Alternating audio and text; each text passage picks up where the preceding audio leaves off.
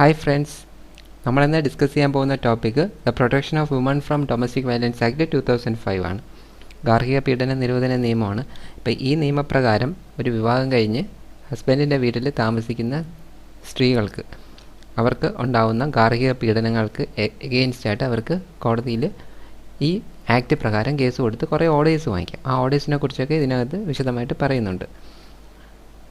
ഇത് ആ വീടിനകത്തോ വീടിന് പുറത്തോ എവിടെയും വന്ന് നിങ്ങൾ ഗാർഹിക പീഡനം നടത്താനായിട്ട് ആ വീട്ടുകാർക്ക് ആർക്കും തന്നെ അധികാരമില്ല. അങ്ങനെ ചെയ്യുകയാണെന്നുണ്ടെങ്കിൽ കോടതിയെ സമീപിക്കാം. പക്ഷേ കോടതിയെ സമീപിക്കുന്നതിന് കുറേ നിയമവശങ്ങളൊക്കെ ഉണ്ട്. അതാണ് ഇതിനകത്ത് ഞാൻ പറയാനായിട്ട് ഉദ്ദേശിക്കുന്നത്. വെറുതെ അങ്ങ് കോടതിയിൽ പോയി കേസ് ഫയൽ ചെയ്യാനായിട്ട് പറ്റത്തില്ല. അതിന് കുറച്ച് കാര്യങ്ങളുണ്ട്. അപ്പോൾ ഇതിൻ്റെ അകത്ത് പറയുന്നത്, ഈ ഗാർഹിക പീഡനത്തിനകത്ത് പറയുന്നത് 37 സെക്ഷനാണ്, 5 ചാപ്റ്ററുകളാണുള്ളത്. അതിനകത്ത് മെയിനായിട്ടും ഡൊമസ്റ്റിക് വയലൻസ് എന്താണെന്ന് പറയുന്നുണ്ട്. പിന്നെ പ്രൊട്ടക്ഷൻ ഓഫീസറും സർവീസ് പ്രൊവൈഡേഴ്സിനെ കുറിച്ച് പറയുന്നുണ്ട്, അവരുടെ ഡ്യൂട്ടീസിനെ കുറിച്ച് പറയുന്നുണ്ട്. അതുപോലെ തന്നെ ഓർഡേഴ്സ്, റിലീഫ്, അതിനെക്കുറിച്ചൊക്കെ പറയുന്നുണ്ട്. ഇതിനകത്ത് മെയിനായിട്ട് ഒബ്റ്റെയിൻ ചെയ്യേണ്ട, നമ്മൾ അറിയേണ്ട പ്രധാനപ്പെട്ട കാരണം എന്ന് പറയുന്നത് ഇതിൻ്റെ അകത്ത് കോടതി അനുവദിക്കുന്ന ഓർഡറുകളെ കുറിച്ചാണ്. അതാണ് ഒരു അഫക്റ്റിംഗ് പാർട്ടിക്ക് കോടതിയിൽ നിന്ന് കിട്ടുന്ന ഒരു റിലീഫ് എന്ന് പറയുന്നത്. അതിൽ സെക്ഷൻ 18 പ്രകാരം പ്രൊട്ടക്ഷൻ ഓർഡർ എന്ന് പറഞ്ഞാൽ ഒരു ഓർഡർ കോടതി തരും. അതിന് സംരക്ഷണ ഉത്തരവുകൾ എന്നാണ് അറിയപ്പെടുന്നത്. അതുപോലെ തന്നെ സെക്ഷൻ 19 പ്രകാരം റെസിഡൻസ് ഓർഡേഴ്സ് എന്ന് പറയും. അത് പാർപ്പിട ഉത്തരവുകൾ എന്ന് പറയും. സെക്ഷൻ 20 പ്രകാരം മോണിറ്ററി റിലീഫ്സ് എന്ന് ഓർഡർ കോടതി തരും. അത് സാമ്പത്തിക പരിഹാരങ്ങൾ. അതുപോലെ തന്നെ 21-നകത്ത് കസ്റ്റഡി ഓർഡേഴ്സ്. കസ്റ്റഡി എന്ന് പറഞ്ഞാൽ ആരാണെന്ന് അറിയാമല്ലോ, കുട്ടികളുടെ കസ്റ്റഡി. അതുപോലെ തന്നെ 22 പ്രകാരം കോമ്പൻസേഷൻ ഓർഡർ, അത് നഷ്ടപരിഹാര ഉത്തരവുകളും. അതുപോലെ 23 പ്രകാരം ഇടക്കാല എക്സ്പാർട്ടി ഉത്തരവുകളും അനുവദിക്കാം. അതായത് ഇൻ്ററിം എക്സ്പാർട്ടി ഓർഡേഴ്സ്, അതും കോടതികൾക്ക് അനുവദിച്ച് തരാം. ഇത് ഈ പറയുന്ന 18, 19, 20, 21 ഓർഡേഴ്സിൻ്റെ ഇൻ്ററിം ഓർഡേഴ്സും കോടതിക്ക് തരാം. അത് എക്സ്പാർട്ടി ഓർഡറായിട്ടും തരാം. എക്സ്പാർട്ടി എന്ന് പറഞ്ഞു കഴിഞ്ഞാൽ മറ്റേ സൈഡ് വന്നിട്ടില്ല, നമ്മൾ കൊണ്ടുവന്ന് സൂട്ട് കൊണ്ടുവന്ന് കോടതിയിൽ ഫയൽ ചെയ്യുമ്പോൾ തന്നെ ആ ഓർഡർ കോടതിക്ക് തരാം. അപ്പോൾ ചില ഓർഡേഴ്സ് ചിലപ്പോൾ എക്സ്പാർട്ടി ആയിട്ട് തന്നെ കോടതി തരും. ഇപ്പോൾ ഫോർ എക്സാമ്പിൾ പ്രൊട്ടക്ഷൻ ഓർഡർ, നമുക്ക് പ്രൊട്ടക്ഷൻ ഓർഡർ വേണം എന്ന് പറഞ്ഞ് കോടതിയിൽ കൊണ്ട് സെക്ഷൻ 18 പ്രകാരം ഫയൽ ചെയ്യുമ്പോഴത്തേക്ക് അത് കോടതിക്ക് മറ്റേ ഹസ്ബൻഡിനൊന്ന് നോട്ടീസ് പോവാതെ തന്നെ അലോചിച്ച് ചെയ്ത് തരാനുള്ള അധികാരം കോടതി. അതാണ് 23 പ്രകാരമാണ് ആ റൈറ്റ് കോടതിക്കുള്ളത്. 18, 19, 20, 21, 22 ഇത്രയും ഓർഡേഴ്സ് കോടതിക്ക് അവരെ കേട്ട ശേഷമോ കേൾക്കാതെയോ കൊടുക്കാനുള്ള റൈറ്റ് ഉണ്ട്. അതാണ് ഈ ഒരു ആക്ട് പ്രൊവൈഡ് ചെയ്യുന്നത്. ഓപ്പോസിറ്റ് സൈഡ് കേൾക്കാതെ കൊടുക്കാനുള്ള അധികാരം കോടതിക്കുണ്ട്. അപ്പോൾ ഈ ആക്ട് പ്രകാരം ഗാർഹിക പീഡനം എന്ന് പറഞ്ഞാൽ പലരും ചോദിക്കാറുണ്ട്, ഗാർഹിക പീഡനം എന്ന് പറഞ്ഞാൽ എന്താണ്, അതിൻ്റെ അകത്ത് എന്തൊക്കെ വരും? അപ്പോൾ അത് നമുക്ക് നോക്കാം. അതിനകത്ത് മെയിനായിട്ടും ശാരീരികമായ പീഡനം, ലൈംഗിക പീഡനം, വാക്കാലും വൈകാരികവുമായ പീഡനം, ഇതാണ് മെയിനായിട്ടും വരുന്നത്. ഈ ശാരീരിക പീഡനമാണ് സാധാരണ രീതിയിൽ ഒരുപാട് DV ആക്ടിന് കാണാറുള്ളത്. അതിൻ്റെ അകത്ത് മെയിനായിട്ടും പറഞ്ഞ ഉദാഹരണം ഞാൻ പറഞ്ഞുതരാം. ഒന്ന് മർദ്ദിക്കുക, അടിക്കുക, ഇടിക്കുക, കടിക്കുക, തൊഴിക്കുക, കുത്തുക, തള്ളുക, ഉന്തുക, അല്ലെങ്കിൽ എന്തെങ്കിലും തരത്തിലുള്ള ശാരീരിക വേദനയോ പരുക്കോ ഉണ്ടാക്കുകയോ ചെയ്യുന്ന പീഡനമാണ് ശാരീരികമായിട്ടുള്ള പീഡനം എന്നറിയപ്പെടുന്നത്. പിന്നെ ഉള്ളത് ലൈംഗിക പീഡനം എന്നറിയപ്പെടും. അതിനകത്ത് ഉള്ളതാണ് നിർബന്ധിത ലൈംഗിക ബന്ധം. അതൊരു ലൈംഗിക പീഡനമായിട്ടാണ് കണക്കാക്കുന്നത്. രണ്ടാമത്തത് അശ്ലീല സിനിമകളോ മറ്റേതെങ്കിലും അസഭ്യമായ ചിത്രങ്ങളോ സാധനങ്ങളോ കാണാൻ നിങ്ങളെ നിർബന്ധിക്കുന്നത്. നിങ്ങളെ കൊണ്ട് ഈ അശ്ലീലമായിട്ടുള്ള സെക്ഷലായിട്ടുള്ള കണ്ടൻസ് ഉള്ള സിനിമകളോ ക്ലിപ്സോ മൊബൈലിലുള്ള ക്ലിപ്സോ അങ്ങനെ എന്തെങ്കിലും നിങ്ങളെ കൊണ്ട് നിർബന്ധിച്ച് നിങ്ങൾക്ക് ഇഷ്ടമല്ലാത്ത രീതിയിൽ കാണിക്കാനായിട്ട് ശ്രമിക്കുന്നത്, അത് ഒരു ലൈംഗിക പീഡനമായിട്ട് കണക്കാക്കും. പിന്നെ അടുത്തത് നിങ്ങളെ ദുരുപയോഗം ചെയ്യുന്നതിനോ അപമാനിക്കുന്നതിനോ തരം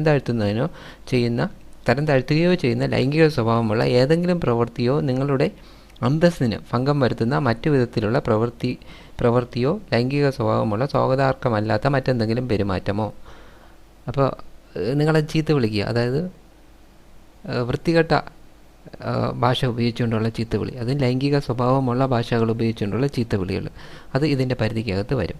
പിന്നെയുള്ള കുട്ടികളെ ലൈംഗികമായി ദുരുപയോഗം ചെയ്യുന്നത്, നിങ്ങളുടെ മക്കളെ നിങ്ങളുടെ മുന്നിൽ വെച്ച് അവരെ സെക്ഷലായിട്ട് പലരും അങ്ങനെ ദുരുപയോഗം ചെയ്യാറുണ്ട്. അപ്പം അങ്ങനെ ചെയ്യുന്നതും ഈ പറയുന്ന ലൈംഗിക പീഡനത്തിനകത്ത് വരും. നിങ്ങളെ മാത്രമല്ല നിങ്ങളുടെ കുട്ടികളെയും വരും. പിന്നെ അടുത്തതുള്ളതാണ് വാക്കാലും വൈകാരികവുമായ പീഡനം. അതിൻ്റെ അകത്ത് വരുന്നതാണ് പരിഹാസങ്ങൾ, പരിഹസിക്കുക. 2, നിന്ദിച്ച് പറയുക. മോശമായിട്ട് നിങ്ങളെ അപമാനിക്കുന്നത്. ഇതൊക്കെ വാക്കാലുള്ളതാണ്.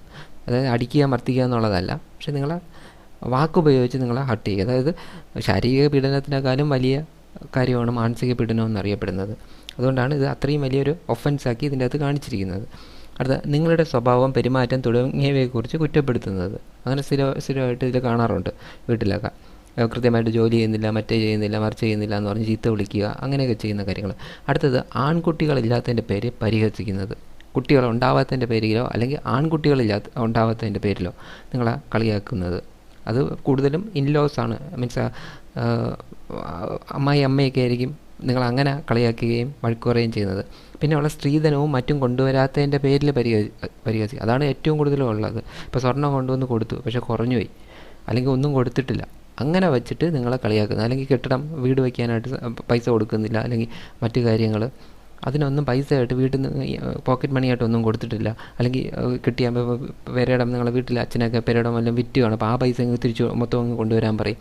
അങ്ങനെയൊക്കെ പറഞ്ഞ്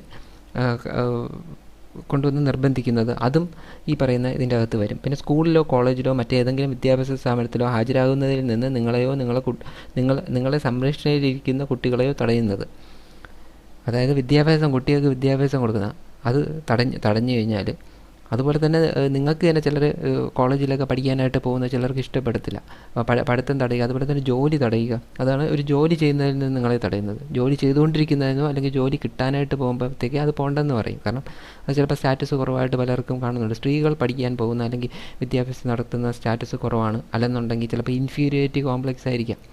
ഹസ്ബൻഡിന് ജോലിയില്ല, വൈഫിന് ജോലിയുണ്ട് എന്നുള്ള ഒരു ഇതിൽ പോകാൻ സമ്മതിക്കാതെ അത് വലിയ വലിയ ജോലികളിരിക്കുന്നവർ വരെ കളഞ്ഞു പോകുന്ന അവസ്ഥകൾ ഉണ്ടായിട്ടുണ്ട്. പിന്നെ അടുത്തത്, നിങ്ങളുടെ ജോലി ഉപേക്ഷിക്കുന്നതിന് നിങ്ങളെ നിർബന്ധിക്കുക. അത് കഴിഞ്ഞാൽ അടുത്ത, നിങ്ങളെയോ നിങ്ങളുടെ സംരക്ഷണത്തിലുള്ള കുട്ടിയെയോ വീട് വിട്ടു പോകുന്നതിൽ നിന്നും തടയുന്നത്. വീടിൻ്റെ പുറത്തിറങ്ങാൻ സമ്മതിക്കത്തില്ല, റോഡിൽ പോകാൻ സമ്മതിക്കത്തില്ല, ആരെയും കാണാൻ സമ്മതിക്കത്തില്ല, അതുപോലെ തന്നെ അവരുടെ വീട്ടിൽ പോകാൻ സമ്മതിക്കത്തില്ല. ആ സ്ത്രീകളുടെ വീട്ടിൽ, ഭാര്യയുടെ വീട്ടിൽ പോകണ്ടെന്ന് പറയും. അഥവാ പോയി നിന്നാൽ തന്നെ അപ്പം തന്നെ തിരിച്ചു വരാൻ പറയും. കൂടുതൽ ടൈം അവിടെ നിൽക്കാനായിട്ട് സമ്മതിക്കത്തില്ല. അങ്ങനെയുള്ള കാര്യങ്ങൾ. പിന്നെ അടുത്ത, സാധാരണഗതിയിൽ ഏതെങ്കിലും ആളെ കണ്ടുമുട്ടുന്നതിൽ നിന്നും തടയുന്നത്. നിങ്ങൾക്ക് പരിചയമുള്ള ഒരാളെ കണ്ടുമുട്ടാനോ അവരുമായിട്ട് ഫോൺ വിളിക്കാനോ ഒന്നും സമ്മതിക്കത്തില്ല. അടുത്തത്, ആത്മഹത്യ ചെയ്യുമെന്ന് ഭീഷണിപ്പെടുത്തുന്നത്. അടുത്തത്, വാക്കാലോ വൈകാരികമായോ ഉള്ള മറ്റേതെങ്കിലും ദുരുപയോഗം. അപ്പോൾ ഇത്രയും കാര്യങ്ങൾ വന്നു കഴിഞ്ഞാൽ ഈ പറയുന്ന വാക്കാലും വൈകാരികവുമായ പീഡനമായിട്ട് മാറും. അത് കഴിഞ്ഞുള്ള സാമ്പത്തിക പീഡനം അതിൻ്റെ അകത്ത് വരുന്നതാണ്. നിങ്ങളെയോ നിങ്ങളെ കുട്ടികളെയോ സംരക്ഷിക്കുന്നതിന് നിങ്ങൾക്ക് പണം നൽകാതിരിക്കുന്നത്. അതായത് ഹസ്ബൻഡ് പൈസ തരുന്നില്ല, നിങ്ങളുടെ കയ്യിൽ 5 പൈസ എടുക്കാനുമില്ല, ജീവിക്കാൻ മാർഗ്ഗമില്ല. അത് ഒരുപാട് ആൾക്കാർക്ക് അങ്ങനെ ഉണ്ടാവാറുണ്ട്. അതാണ് അടുത്ത പീഡനം എന്നറിയപ്പെടുന്നത്. നിങ്ങൾക്കും നിങ്ങളുടെ കുട്ടികൾക്കും ഭക്ഷണവും വസ്ത്രങ്ങളും മരുന്നുകളും മറ്റും നൽകാതിരിക്കുന്നത്. ഇത് രണ്ടാമത്തതാണ്. ഡ്രസ്സൊന്നും വാങ്ങിച്ചു കൊടുക്കത്തില്ല കുട്ടികൾക്കോ നിങ്ങൾക്കോ. അതുപോലെ ഭക്ഷണം വാങ്ങിച്ചു തരത്തില്ല, ഒന്നും തരത്തില്ല, അങ്ങനെയുള്ള മരുന്നുകൾ വാങ്ങിച്ചു തരത്തില്ല. ഇങ്ങനെയുള്ള സാഹചര്യങ്ങൾ. നിങ്ങളുടെ ജോലി ചെയ്യുന്നതിൽ നിന്ന് നിങ്ങളെ തടയുന്നത്, അല്ലെങ്കിൽ നിങ്ങളുടെ തൊഴിൽ ചെയ്യുന്നിടത്ത് നിങ്ങളെ ശല്യപ്പെടുത്തുന്നത്. തൊഴിൽ ചെയ്യുന്ന സ്ഥലങ്ങളിൽ വന്ന് ശല്യപ്പെടുത്തുന്ന ആൾക്കാരുണ്ട്. ഹസ്ബൻഡ് അല്ലെങ്കിൽ അവരുടെ ഇൻലോസ് വന്ന് നിങ്ങളെ ശല്യപ്പെടുത്തുന്നെങ്കിൽ. അടുത്ത, തൊഴിലെടുക്കുന്നതിന് നിങ്ങളെ അനുവദിക്കാതിരിക്കുന്നത്, അല്ലെങ്കിൽ നിങ്ങളുടെ ശമ്പളം, കൂലി തുടങ്ങിയവയിൽ നിന്ന് നിങ്ങളെ വരുമാനം എടുത്തുകൊണ്ട് പോകുന്നത്. നിങ്ങൾക്ക് കിട്ടുന്ന സാലറി പിടിച്ചു വാങ്ങിക്കുന്നവരുണ്ട് ഹസ്ബൻഡുമാർ, അവർക്ക് മദ്യപിക്കാനും മറ്റു കാര്യങ്ങൾക്കും വേണ്ടിയിട്ട്. അത് ഈ ആക്ട് പ്രകാരം തടഞ്ഞിട്ടുണ്ട്. നിങ്ങളുടെ ശമ്പളവും കൂലിയും മറ്റും ഉപയോഗിക്കാൻ നിങ്ങളെ അനുവദിക്കാതിരിക്കുന്നത്. നിങ്ങൾ കഷ്ടപ്പെട്ടുണ്ടാക്കുന്ന പൈസ നിങ്ങളെ ഉപയോഗിക്കാൻ സമ്മതിക്കത്തില്ല. അത് അവർക്ക് എടുക്കാൻ വേണ്ടിയിട്ടുള്ള ഇൻറ്റൻഷനോടുകൂടി ചെയ്യുന്നതാണ്. നിങ്ങൾ താമസിക്കുന്ന വീട്ടിൽ നിന്നും പുറത്തു പോകാൻ നിങ്ങളെ നിർബന്ധിക്കുന്നത്. വീട്ടിൽ നിന്ന് ഇറങ്ങിപ്പോകാനായിട്ട് പറയുന്നത്, ചീത്ത വിളിച്ചുകൊണ്ട് ഇറങ്ങിപ്പോകാൻ പറയുന്നത്. അടുത്ത, വീടിൻ്റെ ഏതെങ്കിലും ഭാഗത്ത് പ്രവേശിക്കുന്നതിൽ നിന്നോ അത് ഉപയോഗിക്കുന്നതിൽ നിന്നോ നിങ്ങളെ തടയുന്നത്. ഇപ്പോൾ ഹസ്ബൻഡിൻ്റെ വീട്ടിലായിരിക്കും താമസിക്കുന്ന, വീടിൻ്റെ അകത്ത് റൂമിൽ കയറാൻ സമ്മതിക്കത്തില്ല, കുളിക്കാൻ സമ്മതിക്കത്തില്ല. അപ്പോൾ കുളിമുറിയൊക്കെ വെച്ച് അടച്ച് പൂട്ടിക്കളയും, അടുക്കള പൂട്ടിക്കളയും. അങ്ങനെയൊക്കെ ചെയ്യുന്നവരുണ്ട്. അങ്ങനെ തടഞ്ഞു കഴിഞ്ഞാൽ പിന്നെ അടുത്ത, വീട്ടിലെ പൊതു ഉപയോഗത്തിലുള്ള സാധനങ്ങളോ വസ്ത്രങ്ങളോ ഉപയോഗിക്കാൻ അനുവദിക്കാതിരിക്കുന്നത്. ഇപ്പോൾ ഒരു വാഷിംഗ് മെഷീൻ ഉണ്ടെന്ന് വെച്ചോ, അത് നിങ്ങൾ ഉപയോഗിക്കാൻ സമ്മതിക്കും. വേണമെങ്കിൽ പറയും കൊണ്ടുപോയി അലക്കാൻ പറയും. അങ്ങനെ തടഞ്ഞാൽ അല്ലെങ്കിൽ മിക്സി ഉപയോഗിക്കാൻ സമ്മതിക്കത്തില്ല, അല്ലെങ്കിൽ ആട്ടാൻ സമ്മതിക്കത്തില്ല, അങ്ങനെയൊക്കെ ഉള്ള, അല്ലെങ്കിൽ ജോലി ചെയ്യാനായിട്ടൊന്നും സമ്മതിക്കത്തില്ല, മാറ്റി നിർത്തുന്ന അവസ്ഥ. അങ്ങനെ ചെയ്തു കഴിഞ്ഞാൽ അത് ഇതിൽ വരും. വീട്ടിൻ്റെ പൊതു ഉപയോഗത്തിലുള്ള സാധനങ്ങളും വസ്തുക്കളും ഉപയോഗിക്കാൻ അനുവദിക്കാതിരിക്കുക. പിന്നെ വാടക വീട്ടിലും മറ്റും താമസിക്കുകയാണെങ്കിൽ വാടക കൊടുക്കാതിരിക്കുന്നത്. ഇപ്പം നിങ്ങളിപ്പോൾ വാടക വീട്ടിലായിരിക്കും താമസിക്കുന്നത്, ഹസ്ബൻഡ് വാടക കൊടുക്കുന്നില്ല, അപ്പോൾ എന്ത് ചെയ്യും? അതിൻ്റെ വാടകക്കാരൻ വന്ന് നിങ്ങളെ ചീത്ത വിളിക്കും. അപ്പോൾ അങ്ങനെ ചെയ്യുന്നത്. അപ്പോൾ ഇത്രയും കാര്യങ്ങൾ ഇതിൻ്റെ അകത്ത് വരും. പിന്നെ അടുത്തതെന്ന് പറയുന്നതാണ് നമ്മൾ പ്രൊട്ടക്ഷൻ ഓർഡർ എന്ന് പറയും. പ്രൊട്ടക്ഷൻ ഓർഡർ എന്ന് പറയുന്നത് സെക്ഷൻ 18 പ്രകാരമാണ് ആലോചിച്ചിരിക്കുന്നത്. അപ്പോൾ അതെന്താണെന്ന് നോക്കാം. അടുത്തതായിട്ട് നമ്മൾ നോക്കുന്നത് പ്രൊട്ടക്ഷൻ ഓർഡറാണ്. പ്രൊട്ടക്ഷൻ ഓർഡറിനെ കുറിച്ച് പറയുന്നത് സെക്ഷൻ 18 അതിൽ ഈ പ്രൊട്ടക്ഷൻ എന്ന് പറയുമ്പോൾ തന്നെ അറിയാലോ, നമുക്ക് സംരക്ഷണം നൽകുന്ന ഓർഡറാണ്. എന്തിനാണ് സംരക്ഷണം നൽകുന്നത്?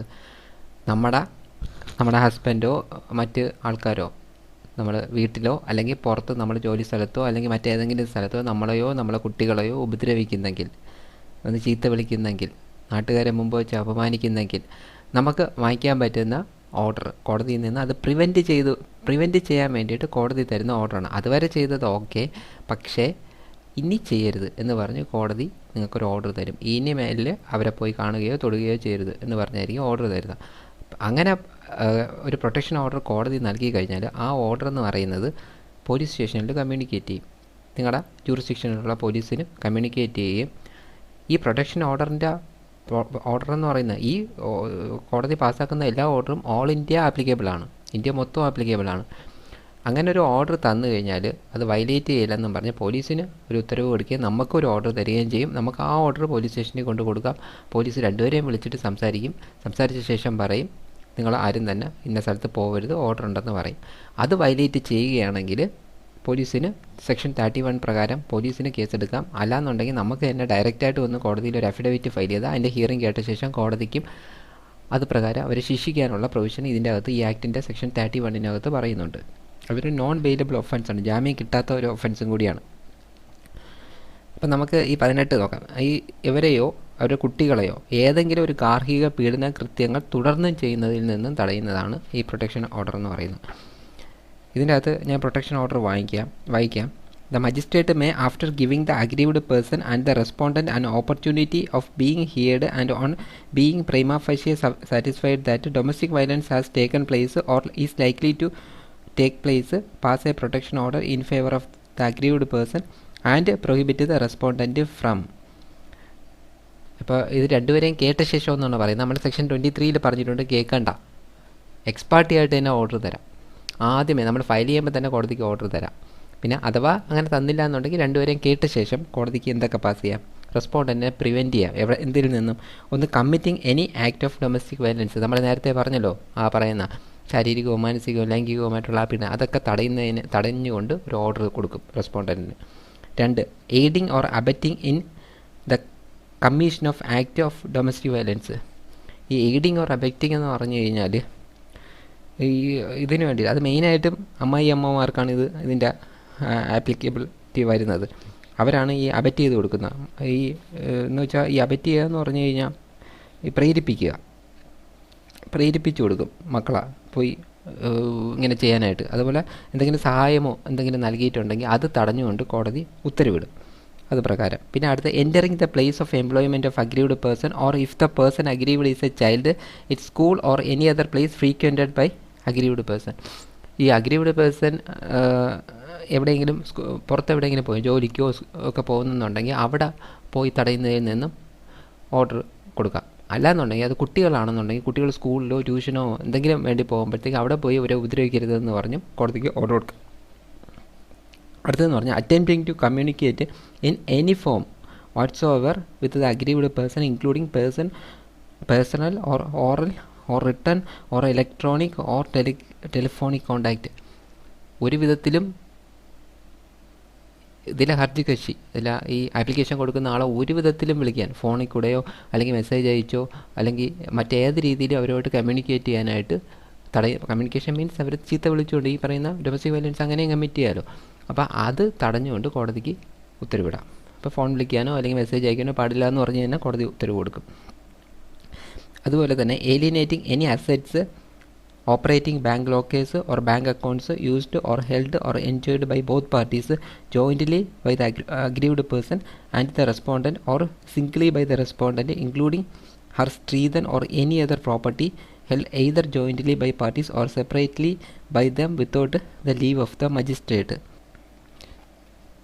പറഞ്ഞിരിക്കുന്നതെന്ന് വെച്ചാൽ മജിസ്ട്രേറ്റിൻ്റെ അനുമതിയില്ലാതെ പീഡിപ്പിക്കപ്പെട്ട ആളും എതിർകക്ഷികളും കൂട്ടായോ എതിർകക്ഷി ഒറ്റയ്ക്കോ കൈവശം വച്ചിരിക്കുന്ന അവളുടെ സ്ത്രീധനമോ മറ്റേതെങ്കിലും സ്വത്തുക്കളോ ഉൾപ്പെടെ ഏതെങ്കിലും ആസ്തികൾ അന്യാധീനപ്പെടുത്തുന്നതിൽ നിന്നും രണ്ട് കക്ഷികളും ഉപയോഗിക്കുകയോ ഉടമസ്ഥത വഹിക്കുകയോ അനുഭവിക്കുകയോ ചെയ്യുന്ന ബാങ്ക് ലോക്കറുകളോ ബാങ്ക് അക്കൗണ്ടുകളോ ഉപയോഗിക്കുന്നതിൽ നിന്നും.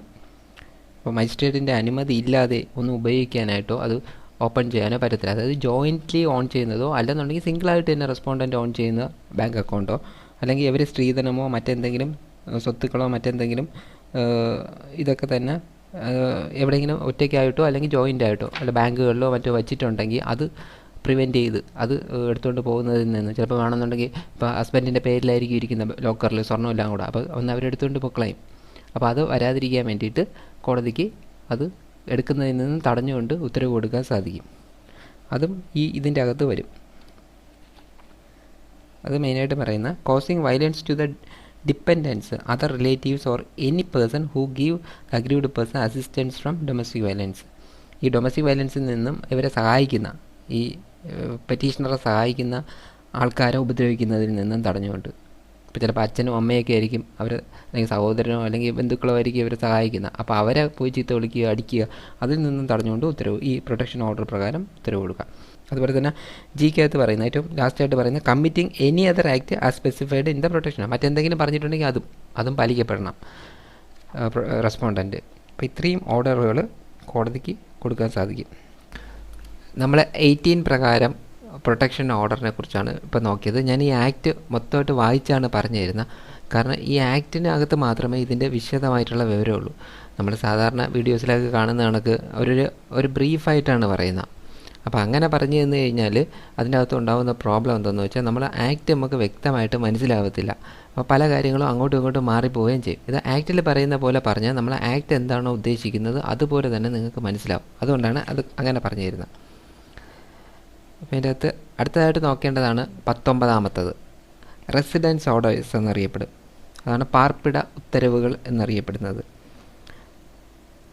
ഇതിൻ്റെ അകത്ത് പറഞ്ഞിരിക്കുന്നത് while disposing of an application under subsection 1 of section 12, the magistrate may, on being satisfied that the domestic violence has taken place, pass a residence order. അപ്പോൾ മജിസ്ട്രേറ്റിന് ബോധ്യപ്പെടുകയാണ് ഒരു ഡൊമസ്റ്റിക് വയലൻസ് ഇവിടെ നടന്നിട്ടുണ്ട് എന്ന്. അപ്പോൾ സെക്ഷൻ 12 പ്രകാരം കിട്ടുന്ന ആപ്ലിക്കേഷൻ, അപ്പോൾ മജിസ്ട്രേറ്റിന് നമ്മൾ കൊടുക്കുന്ന ഒരു ആപ്ലിക്കേഷൻ സെക്ഷൻ 12 പ്രകാരമാണ് ഫയൽ ചെയ്യുന്നത്. അപ്പോൾ നമ്മൾ അങ്ങനെ ഒരു ആപ്ലിക്കേഷൻ പ്രസൻറ്റ് ചെയ്യുമ്പോൾ കോടതിക്ക് ബോധ്യപ്പെടുകയാണ് ഇവിടെ ഒരു പ്രോബ്ലം നടന്നിട്ടുണ്ട്. അങ്ങനെ വരുമ്പോഴത്തേക്ക് മജിസ്ട്രേറ്റിന് പാസ്സാക്കാൻ പറ്റുന്ന ഒന്നാണ്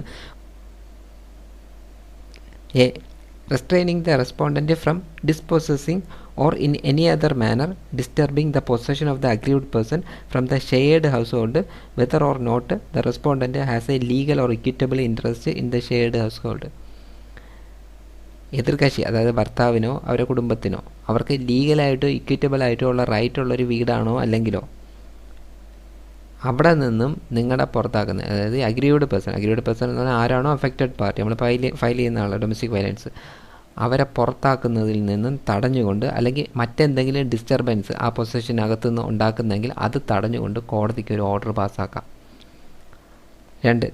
directing the respondent to remove himself from the shared household. നമ്മളെ എതിർകക്ഷിയെ തന്നെ ഷെയർഡ് ഹൗസ് ഹോൾഡിൽ നിന്ന് ഇറക്കി വിടാൻ പറ്റും കോടതി ഓർഡർ കൊടുത്തിട്ട് റെസ്പോണ്ടൻ്റെ അടുത്ത് പറയും അവിടെ നിന്ന് മാറി നിൽക്കാൻ പറയാം കോടതിക്ക്. സിക്കകത്ത് പറയുന്ന restraining the respondent or any of his relatives from entering any portion of the shared house hold in which the aggrieved person resides. അത് റെസ്പോണ്ടൻറ്റിനെയോ മറ്റാരെങ്കിലോ നിങ്ങൾ ഉപദ്രവിക്കുന്ന മറ്റാരെങ്കിലോ ആ വീട്ടിൻ്റെ തന്നെ ഏതെങ്കിലും ഒരു പോർഷനിലോട്ട് അവർ കടക്കുന്നതിൽ നിന്നും തടഞ്ഞുകൊണ്ട്, അപ്പോൾ നിങ്ങളുടെ റൂമിനകത്തോട്ട് കയറാൻ പാടില്ല അല്ലെങ്കിൽ അങ്ങനെ ഒരു ഓർഡർ ഇട്ടുകൊണ്ട് കോടതിക്ക് ഉത്തരവിടാനായിട്ട് സാധിക്കും ഈ റെസിഡൻസ് ഓർഡർ പ്രകാരം. പക്ഷേ ഇങ്ങനെ ഉത്തരവിടുമ്പോൾ ഒരു പ്രത്യേകത എന്ന് വെച്ചാൽ ഒരു സ്ത്രീകളെ വീട്ടിൽ നിന്ന് ഇറക്കി വിടാനോ ഇങ്ങനെ തടയാനോ പാടില്ല. സ്ത്രീകൾക്കെതിരായിട്ടൊരു ഉത്തരവ് കൊടുക്കാൻ പാടില്ല. അടുത്തത് ഡി എന്ന് പറഞ്ഞാൽ restraining the respondent from alienating or disposing of the shared household or encumbering the same. അതായത് എലിയെ പേടിച്ച് ഇല്ലം ചുടുക എന്ന് പറയും. അതായത് ഒരു പെണ്ണ് വന്ന് വീട്ടിൽ പ്രശ്നം ഉണ്ടാക്കുമ്പോൾ ഒരു വീട് വിറ്റുകളയാൻ ശ്രമിക്കും, അങ്ങനെ ചെയ്ത് കളയും. അത് തടഞ്ഞുകൊണ്ട് അത് അങ്ങനെ വിൽക്കാൻ പോവുകയാണെന്നുണ്ടെങ്കിൽ, അല്ലെങ്കിൽ പണയം വയ്ക്കാൻ പോവുകയാണെങ്കിൽ, ലോണിന് കൊടുക്കാൻ പോകണം, അങ്ങനെയൊക്കെ എന്തെങ്കിലും ചെയ്ത് കഴിഞ്ഞാൽ അത് തടഞ്ഞുകൊണ്ട് ഈ ഓർഡർ പ്രകാരം മജിസ്ട്രേറ്റിന് ഉത്തരവിടാം. അതുപോലെ തന്നെ restraining the respondent from renouncing his rights in the shared household except with the leave of the magistrate.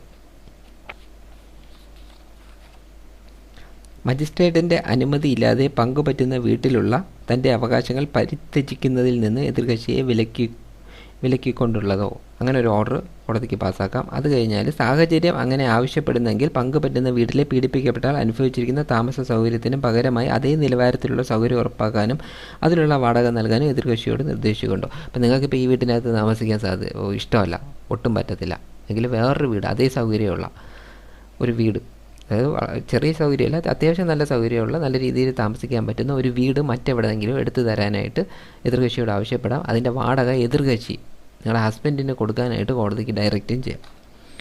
ഇത്രയും കാര്യങ്ങൾ ഈ പറയുന്ന റെസിഡൻസ് പാർപ്പിട ഉത്തരവ് കൊണ്ട് നൽകാം. പിന്നെ അടുത്തതെന്ന് പറഞ്ഞാൽ ഇതിൻ്റെ കൂടെ തന്നെ ഉള്ള കാര്യമാണ്, പീഡിപ്പിക്കപ്പെട്ട ആളോ അവരുടെ കുട്ടികളോ ഭദ്രതയ്ക്കും സംരക്ഷണത്തിനും ന്യായമായ ആവശ്യമെന്ന് കണ്ട മജിസ്ട്രേറ്റിന് കൂടുതൽ വ്യവസ്ഥകൾ ചുമത്തുകയോ മറ്റെന്തെങ്കിലും നിർദ്ദേശങ്ങൾ പാസ്സാക്കുകയോ ചെയ്യുന്നുള്ളൂ. അവർക്ക് ആവശ്യപ്പെട്ട ഇത് ഭദ്രതയ്ക്കും ഇതല്ല, ഇത്രയല്ല, ഇനിയും കുറച്ചുകൂടി കൂടുതലായിട്ടുള്ള മറ്റെന്തെങ്കിലും ഓർഡറുകൾ മജിസ്ട്രേറ്റിന് പാസ്സാക്കാനായിട്ട് ഉണ്ടെങ്കിൽ അത് പാസ്സാക്കുന്നതിന് യാതൊരു തടസ്സവുമില്ല, അങ്ങനെ പാസ്സാക്കാം.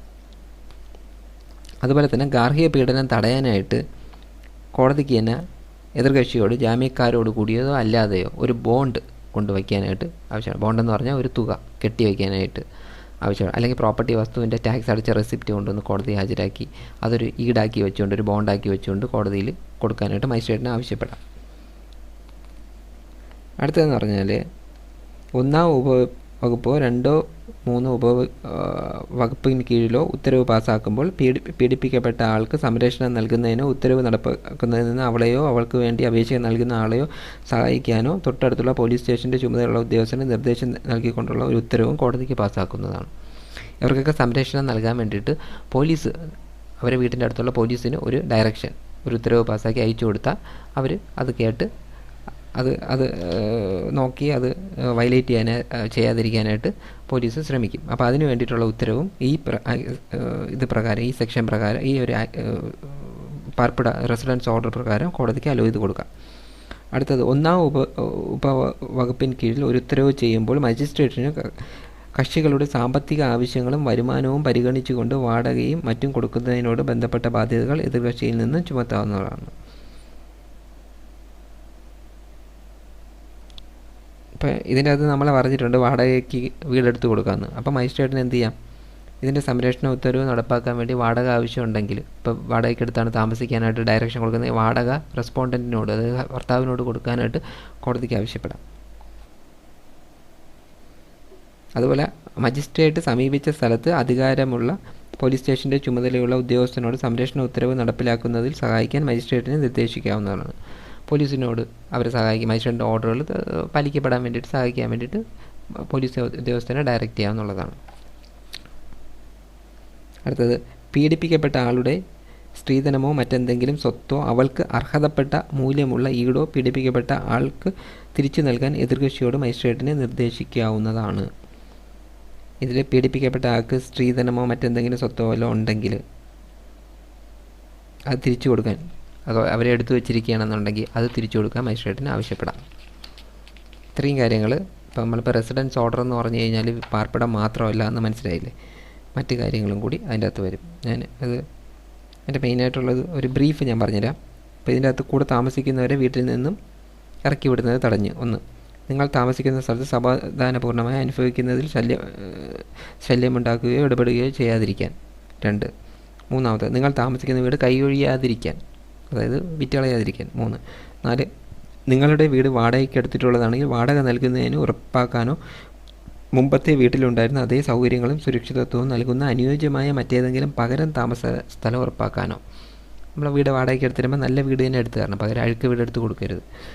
5, കോടതിയുടെ അനുമതിയില്ലാതെ നിങ്ങൾ താമസിക്കുന്ന വസ്തുവിലുള്ള അവകാശങ്ങൾ ഉപേക്ഷിക്കാതിരിക്കാൻ, വിറ്റ് കളയാതിരിക്കാനൊക്കെയാണ് അത് ഉദ്ദേശിക്കുന്നത്. 6, നിങ്ങൾ താമസിക്കുന്ന വീട് വസ്തുവിന്മേൽ കടമെടുക്കുകയോ അത് പണയം വയ്ക്കുകയോ വസ്തു ഉൾപ്പെടുന്ന മറ്റെന്തെങ്കിലും സാമ്പത്തിക ബാധ്യത ഉണ്ടാക്കാതിരിക്കുകയോ ചെയ്യാൻ. അതായത് അവർ വിറ്റല്ല, അത് ചിലപ്പോൾ മോർഗേജ് വയ്ക്കും, പണയം വെച്ച് കളയും, ആർക്കെങ്കിലും കൊണ്ട് കൊടുത്ത് പൈസ വാങ്ങിക്കും. അങ്ങനെയൊന്നും ചെയ്യാതിരിക്കാൻ വേണ്ടിയിട്ട് കോടതിക്ക് ഉത്തരവിടാം.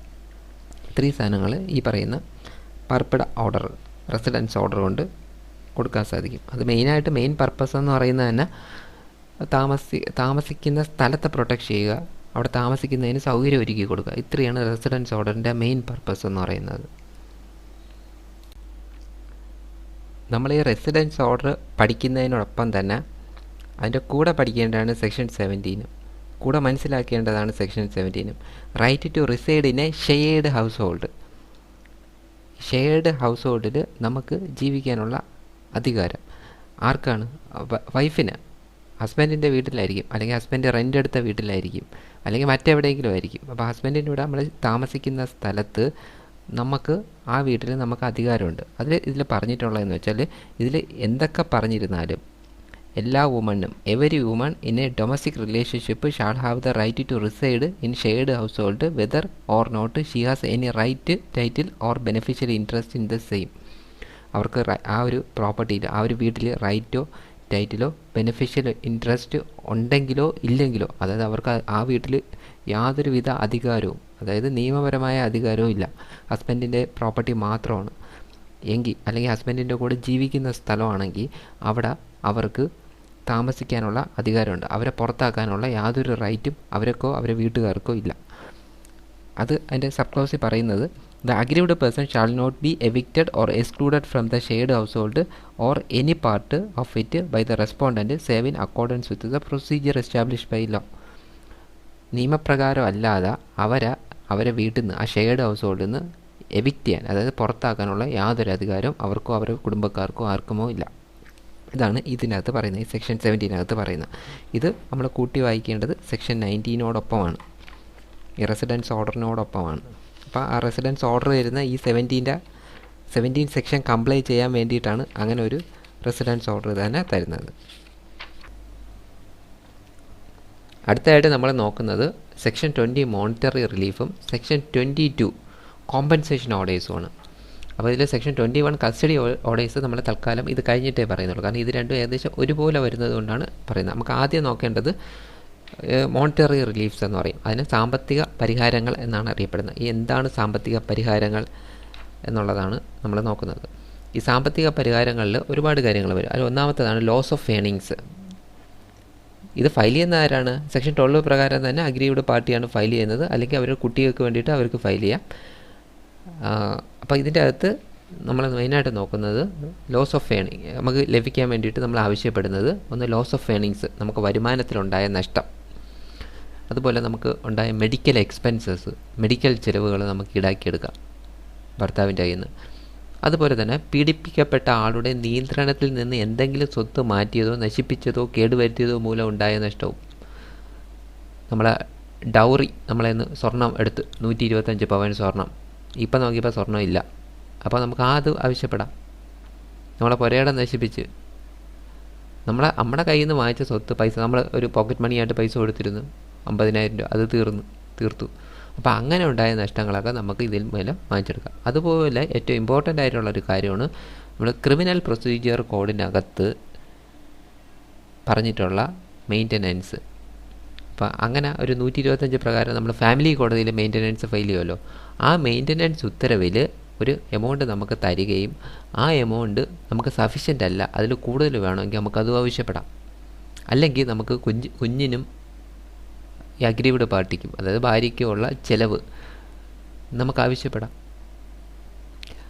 ഇതല്ല എന്നുണ്ടെങ്കിൽ അതിൻ്റെ ഞാൻ പറഞ്ഞതുപോലെ ആ ചിലവല്ലെന്നുണ്ടെങ്കിൽ നമുക്ക് ആ മറ്റേ ചിലവ് സഫിഷ്യൻ്റ് അല്ലെന്ന് പറഞ്ഞ് ആവശ്യപ്പെടാം. പക്ഷേ നമ്മൾ ഒരു ഫാമിലി കോടതിയിൽ ഒരു MC ഫയൽ ചെയ്തിട്ടുണ്ട് എന്നുള്ള കാരണം കൊണ്ട് നമുക്ക് ഈ DVക്കകത്ത് മെയിൻ്റനൻസ് ചോദിക്കുന്നതിന് യാതൊരു തടസ്സവും ഇല്ല. ഇപ്പോൾ കുടുംബ കോടതിയിൽ നമ്മളൊരു പൈസയ്ക്ക് വേണ്ടിയിട്ട് ഫയൽ ചെയ്തിട്ടുണ്ട്, അതിൻ്റെ ഹിയറിംഗ് നടന്നുകൊണ്ടിരിക്കുകയാണ്. അതിൻ്റെ പ്രൊസീജിയർ കണ്ടിന്യൂ ചെയ്തുകൊണ്ടിരിക്കുകയാണ്. അപ്പോൾ നമ്മൾ ഈ DVയിൽ കൊണ്ടുവന്ന ഒരു പെറ്റീഷൻ ഫയൽ ചെയ്യുമ്പം അവർ വന്ന് ഒബ്ജക്റ്റ് ചെയ്യണം. ഓൾറെഡി അവർ അവിടെ ഫയൽ ചെയ്ത് മെയിൻ്റനൻസ് വാങ്ങിക്കാൻ വേണ്ടി ശ്രമിക്കുന്നുണ്ട്. അതുകൊണ്ട് ഈ പെറ്റീഷൻ നിലനിൽക്കില്ല എന്ന് പറയാൻ പറ്റത്തില്ല. കാരണം ഇവിടെയും ഫയൽ ചെയ്യാം, രണ്ട് സ്ഥലത്തും ഫയൽ ചെയ്യാം. അതാണ് ഇതിൻ്റെ അകത്തുള്ള പ്രത്യേകത. അതിനേക്കാളും കൂടിയ ഓർഡറാണ് ഇടുന്നതെങ്കിൽ നമുക്ക് ആ പൈസ ഈടാക്കി എടുക്കാനും നമുക്ക് സാധിക്കും. അപ്പോൾ അതിനെക്കുറിച്ച് മനസ്സിലായല്ലോ. ഇത്രയും കാര്യങ്ങളാണ് ഈ സാമ്പത്തിക പരിഹാരങ്ങളിൽ വരുന്നത്. പിന്നെ ഈ സാമ്പത്തിക പരിഹാരത്തിന് കീഴിൽ നമ്മളൊരു കോമ്പൻസേഷൻ ആവശ്യപ്പെടുമ്പോൾ അത് ശരിയും ന്യായവും അത് അഗ്രീവ്ഡ് പാർട്ടിക്ക് പരിചിതമായ ജീവിത നിലവാരത്തോട് പൊരുത്തപ്പെടുന്നതുമായിരിക്കേണ്ടതാണ്. പക്ഷേ എൻ്റെ ഒപ്പീനിയനെ അങ്ങനെ ചോദിച്ചു കഴിഞ്ഞാൽ നമുക്ക് എമൗണ്ട് കുറഞ്ഞു പോകും. ഫോർ എക്സാമ്പിൾ, ഒരു സാധാരണ കുടുംബത്തിൽ കിടക്കുന്ന ഒരാൾക്ക് ഒരു 5000 രൂപ പോലും ആവശ്യമില്ലാത്ത ഒരാൾ ചോദിക്കുകയാണ് 1,00,000 രൂപ കിട്ടണമെന്ന് പറഞ്ഞ് ചോദിച്ചാൽ കിട്ടുമോ? അങ്ങനെ ചോദിക്കാൻ പറ്റുമോ? ഓട്ടോ ഡ്രൈവറാണ് ഹസ്ബൻഡ്, അയാളെ 1,00,000 രൂപ വാങ്ങിക്കാൻ പറ്റുമോ മാസം? അപ്പം നമ്മളെ ജീവിത ചുറ്റുപാടിന് ഇണങ്ങുന്ന രീതിയിലുള്ള കോമ്പൻസേഷൻ വേണം നമ്മൾ ചോദിക്കാനുള്ളതെന്നാണ് ഈ ആക്ട് പറയുന്നത്. പക്ഷേ നമ്മൾ ചോദിക്കുമ്പോൾ 5000 രൂപയെ കിട്ടുള്ളൂ നമുക്കറിയാമെങ്കിൽ നമ്മൾ ചോദിക്കുമ്പോൾ 30,000 രൂപയാണ് ചോദിക്കുന്നത്. ഓട്ടോ ഡ്രൈവർക്ക് എത്ര രൂപ ശമ്പളം മാസം ഓട്ടോ ഓട്ടിക്കുന്നതാകുന്നു? അദ്ദേഹത്തിന് ഒരു മാസം 80,000 രൂപ വരുമാനം ഉള്ളതാകുന്നു എന്നാണ് അവർ ചോദിക്കുന്നത്. 80,000 രൂപ കിട്ടത്തില്ലല്ലോ ഒരു ഓട്ടോ ഡ്രൈവറിന്. അപ്പോൾ ഒരു തുച്ഛമായ പൈസ ആയിരിക്കും അവർക്ക് കിട്ടുന്നത്. ആ തുച്ഛമായ പൈസ കൊണ്ട് വേണം അവർക്ക് ജീവിക്കാനുള്ള. അപ്പോൾ ആ പൈസ മാറ്റി വെച്ചിട്ടുള്ള എമൗണ്ടേ അവർക്ക് മെയിൻ്റനൻസ് കൊടുക്കാൻ പറ്റത്തുള്ളൂ. ആ എമൗണ്ട് അതിനനുസൃതമായ ഒരു തുകയെ നമ്മൾ ചോദിക്കാൻ പാടുള്ളൂ എന്നാണ് പറയുന്നത്. അടുത്തത്, കേസിൻ്റെ സ്വഭാവവും സാഹചര്യവും ആവശ്യപ്പെടുന്നതനുസരിച്ച് സംരക്ഷണ ചെലവിന് മൊത്തം തുകയോ പ്രതിമാസ തുകയോ നൽകുന്നതിന് ഉത്തരവിടാൻ മജിസ്ട്രേറ്റിന് അധികാരമുണ്ടായിരിക്കും. മജിസ്ട്രേറ്റ് പറയണം ഒരു മാസം 3000 രൂപ വെച്ച് കൊടുക്കാൻ പറയും കുട്ടിക്കും അമ്മയ്ക്കും, അങ്ങനെ പറയാം. അല്ലെങ്കിൽ ഒരുമിച്ച്, അതായത് നമ്മൾ ഡേറ്റ് ഓഫ് ഫയലിംഗ് തൊട്ട് തന്നെ ചിലപ്പം സാധാരണ രീതിയിൽ ഈടാക്കി തരും. ഇപ്പം നമ്മൾ ഫയൽ ചെയ്ത ദിവസം ഫെബ്രുവരിയിലാണ്, പക്ഷേ ഓർഡർ ആയത് അടുത്ത ഫെബ്രുവരിയിലാണ്. അപ്പോൾ ഒരു വർഷം കഴിഞ്ഞെങ്കിൽ ഈ 11-12 മാസത്തേക്കുള്ള പൈസയും കൊടുക്കാനായിട്ട് കോടതി ഉത്തരവിടും. അപ്പോൾ ഒരുമിച്ച് ഇത്രയും കൂടെ കൊടുക്കാനും പറയാം. അല്ലെങ്കിൽ ഇപ്പോൾ 12 മാസത്തേക്കും കൂടെ 2.5 ലക്ഷം രൂപ കൊടുക്കണം എന്ന് പറയും. എന്നിട്ട് അത് ഇത്ര ഗഡുക്കളായിട്ട് കൊടുത്താൽ മതി, ഓരോ മാസം 5 രൂപ വെച്ച് കൊടുത്താൽ മതി എന്ന് പറയും. അപ്പം അങ്ങനെയും പറയാം. എങ്ങനെ വേണോ കോടതിക്ക് ഇഷ്ടമുള്ള കണക്ക് തീരുമാനം എടുക്കാം. അതുപോലെ ഇതിൻ്റെ ഉത്തരവുണ്ട്. സാമ്പത്തിക പരിഹാര ഉത്തരവിൻ്റെ ഒരു പകർപ്പ് പോലീസ് സ്റ്റേഷനിൽ അയച്ചു കൊടുക്കും. പ്രതി താമസിക്കുന്ന അയച്ചു കൊടുക്കുക. പിന്നെ ഈ പറഞ്ഞിട്ടുള്ള കാലയളവിൽ പീഡിപ്പിക്കപ്പെട്ട അനുവദിച്ചിട്ടുള്ള സാമ്പത്തിക പരിഹാരം എതിർകക്ഷി നൽകേണ്ടതാണ്. നമ്മൾ പറയുന്നത് കോടതി പറയുന്ന സമയത്ത് തന്നെ കൊടുക്കണം, അല്ലെങ്കിൽ അതിൻ്റെ ഇൻട്രസ്റ്റൊക്കെ കോടതി ഈടാക്കിയെടുക്കും. പിന്നെ ഈ ഉപഭോഗികൾ വ്യവസ്ഥയിൽ എതിർകക്ഷി പണം കൊടുക്കുന്നതിൽ വീഴ്ച വരുത്തുമ്പോൾ, അതാണ് നമുക്ക് എല്ലാവർക്കും അറിയാം, എതിർകക്ഷി പണം തന്നില്ലെങ്കിൽ എന്ത് ചെയ്യും? എതിർകക്ഷിയുടെ തൊഴിലുടമയോടോ അയാളോട് കടം വാങ്ങിയ ആളോടോ കൂലിയുടെയോ ശമ്പളത്തിൻ്റെയോ എതിർകക്ഷിക്ക് കിട്ടാനുള്ള കടത്തിൻ്റെയോ ഒരു ഭാഗം പീഡിപ്പിക്കപ്പെട്ടയാൾക്ക് നേരിട്ട് നൽകാനോ കോടതിയിൽ കെട്ടിവയ്ക്കാനോ മജിസ്ട്രേറ്റിനെ നിർദ്ദേശിക്കാവുന്നതും ആ തുക എതിർകക്ഷി നൽകേണ്ട സാമ്പത്തിക പരിഹാരത്തിലേക്ക് വക കൊള്ളിക്കാവുന്നതുമാണ്. എന്ന് വെച്ചാൽ, ഇപ്പോൾ ഒരാൾ വർക്ക് ചെയ്യുന്നത് ഒരു ടെക്സ്റ്റൈൽസിൽ വർക്ക് ചെയ്യണം, അയാൾക്ക് 10,000 രൂപ ശമ്പളമുണ്ട്. പക്ഷെ അയാൾ ഈ പറയുന്ന ഓർഡർ വന്നിട്ടും പൈസ കൊടുക്കുന്നില്ലെങ്കിൽ കോടതിക്ക് ഇതിൻ്റെ ആ ഒരു എംപ്ലോയറോട്, ഈ ടെക്സ്റ്റൈൽസിൻ്റെ ഓണറോട് ഡയറക്റ്റ് ചെയ്യാം, അയാളുടെ മാസ വരുമാനം ഇങ്ങ് കോടതിയിൽ കൊണ്ടുവന്ന് കിട്ടാൻ ഇത്ര തുക. അപ്പം അയാൾക്ക് 10,000 രൂപ കൊടുക്കുമെങ്കിൽ അതിൻ്റെ ഒരു എമൗണ്ട് ഇപ്പോൾ 6,000 രൂപ കൊണ്ടുവന്ന് കോടതിയിൽ കൊണ്ടുവന്ന് കിട്ടാനായിട്ട് കോടതിക്ക് ഡയറക്ഷൻ കൊടുക്കാം. അപ്പം അയാൾ 4,000 രൂപ അയാൾക്ക് ശമ്പളം കൊടുത്താൽ മതി, 6,000 രൂപ കോടതിയിൽ കൊണ്ട് കിട്ടുമ്പോൾ അത് ഇവരെ മെയിൻ്റനൻസിന് വേണ്ടിയിട്ട് വകവയ്ക്കാം. അങ്ങനെ ഒരു പ്രൊവിഷൻ ചെയ്യാൻ സാധിക്കും. അത് പിന്നെ എതിർകക്ഷിക്ക് ഒരാൾ പൈസ കൊടുക്കാറുണ്ട്, ഒരാൾ 1,00,000 രൂപ കൊടുക്കാറുണ്ടെന്ന് വെച്ചോ.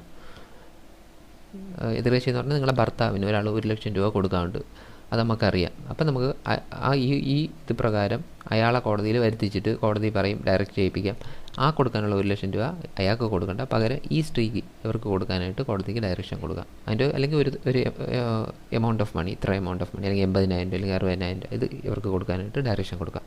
അപ്പം നമുക്ക് 50,000 രൂപയാണ് തരാനുള്ളത്, മറ്റേ 1,00,000 രൂപ കൊടുക്കണമെങ്കിൽ 50,000 രൂപ ഇവർക്ക് കൊടുത്താൽ മതി എന്ന് പറഞ്ഞ് ഡയറക്ഷൻ കൊടുത്താൽ പിന്നെ അയാൾ മറ്റേ ആൾക്ക് പൈസ കൊടുക്കേണ്ട ആവശ്യമില്ല.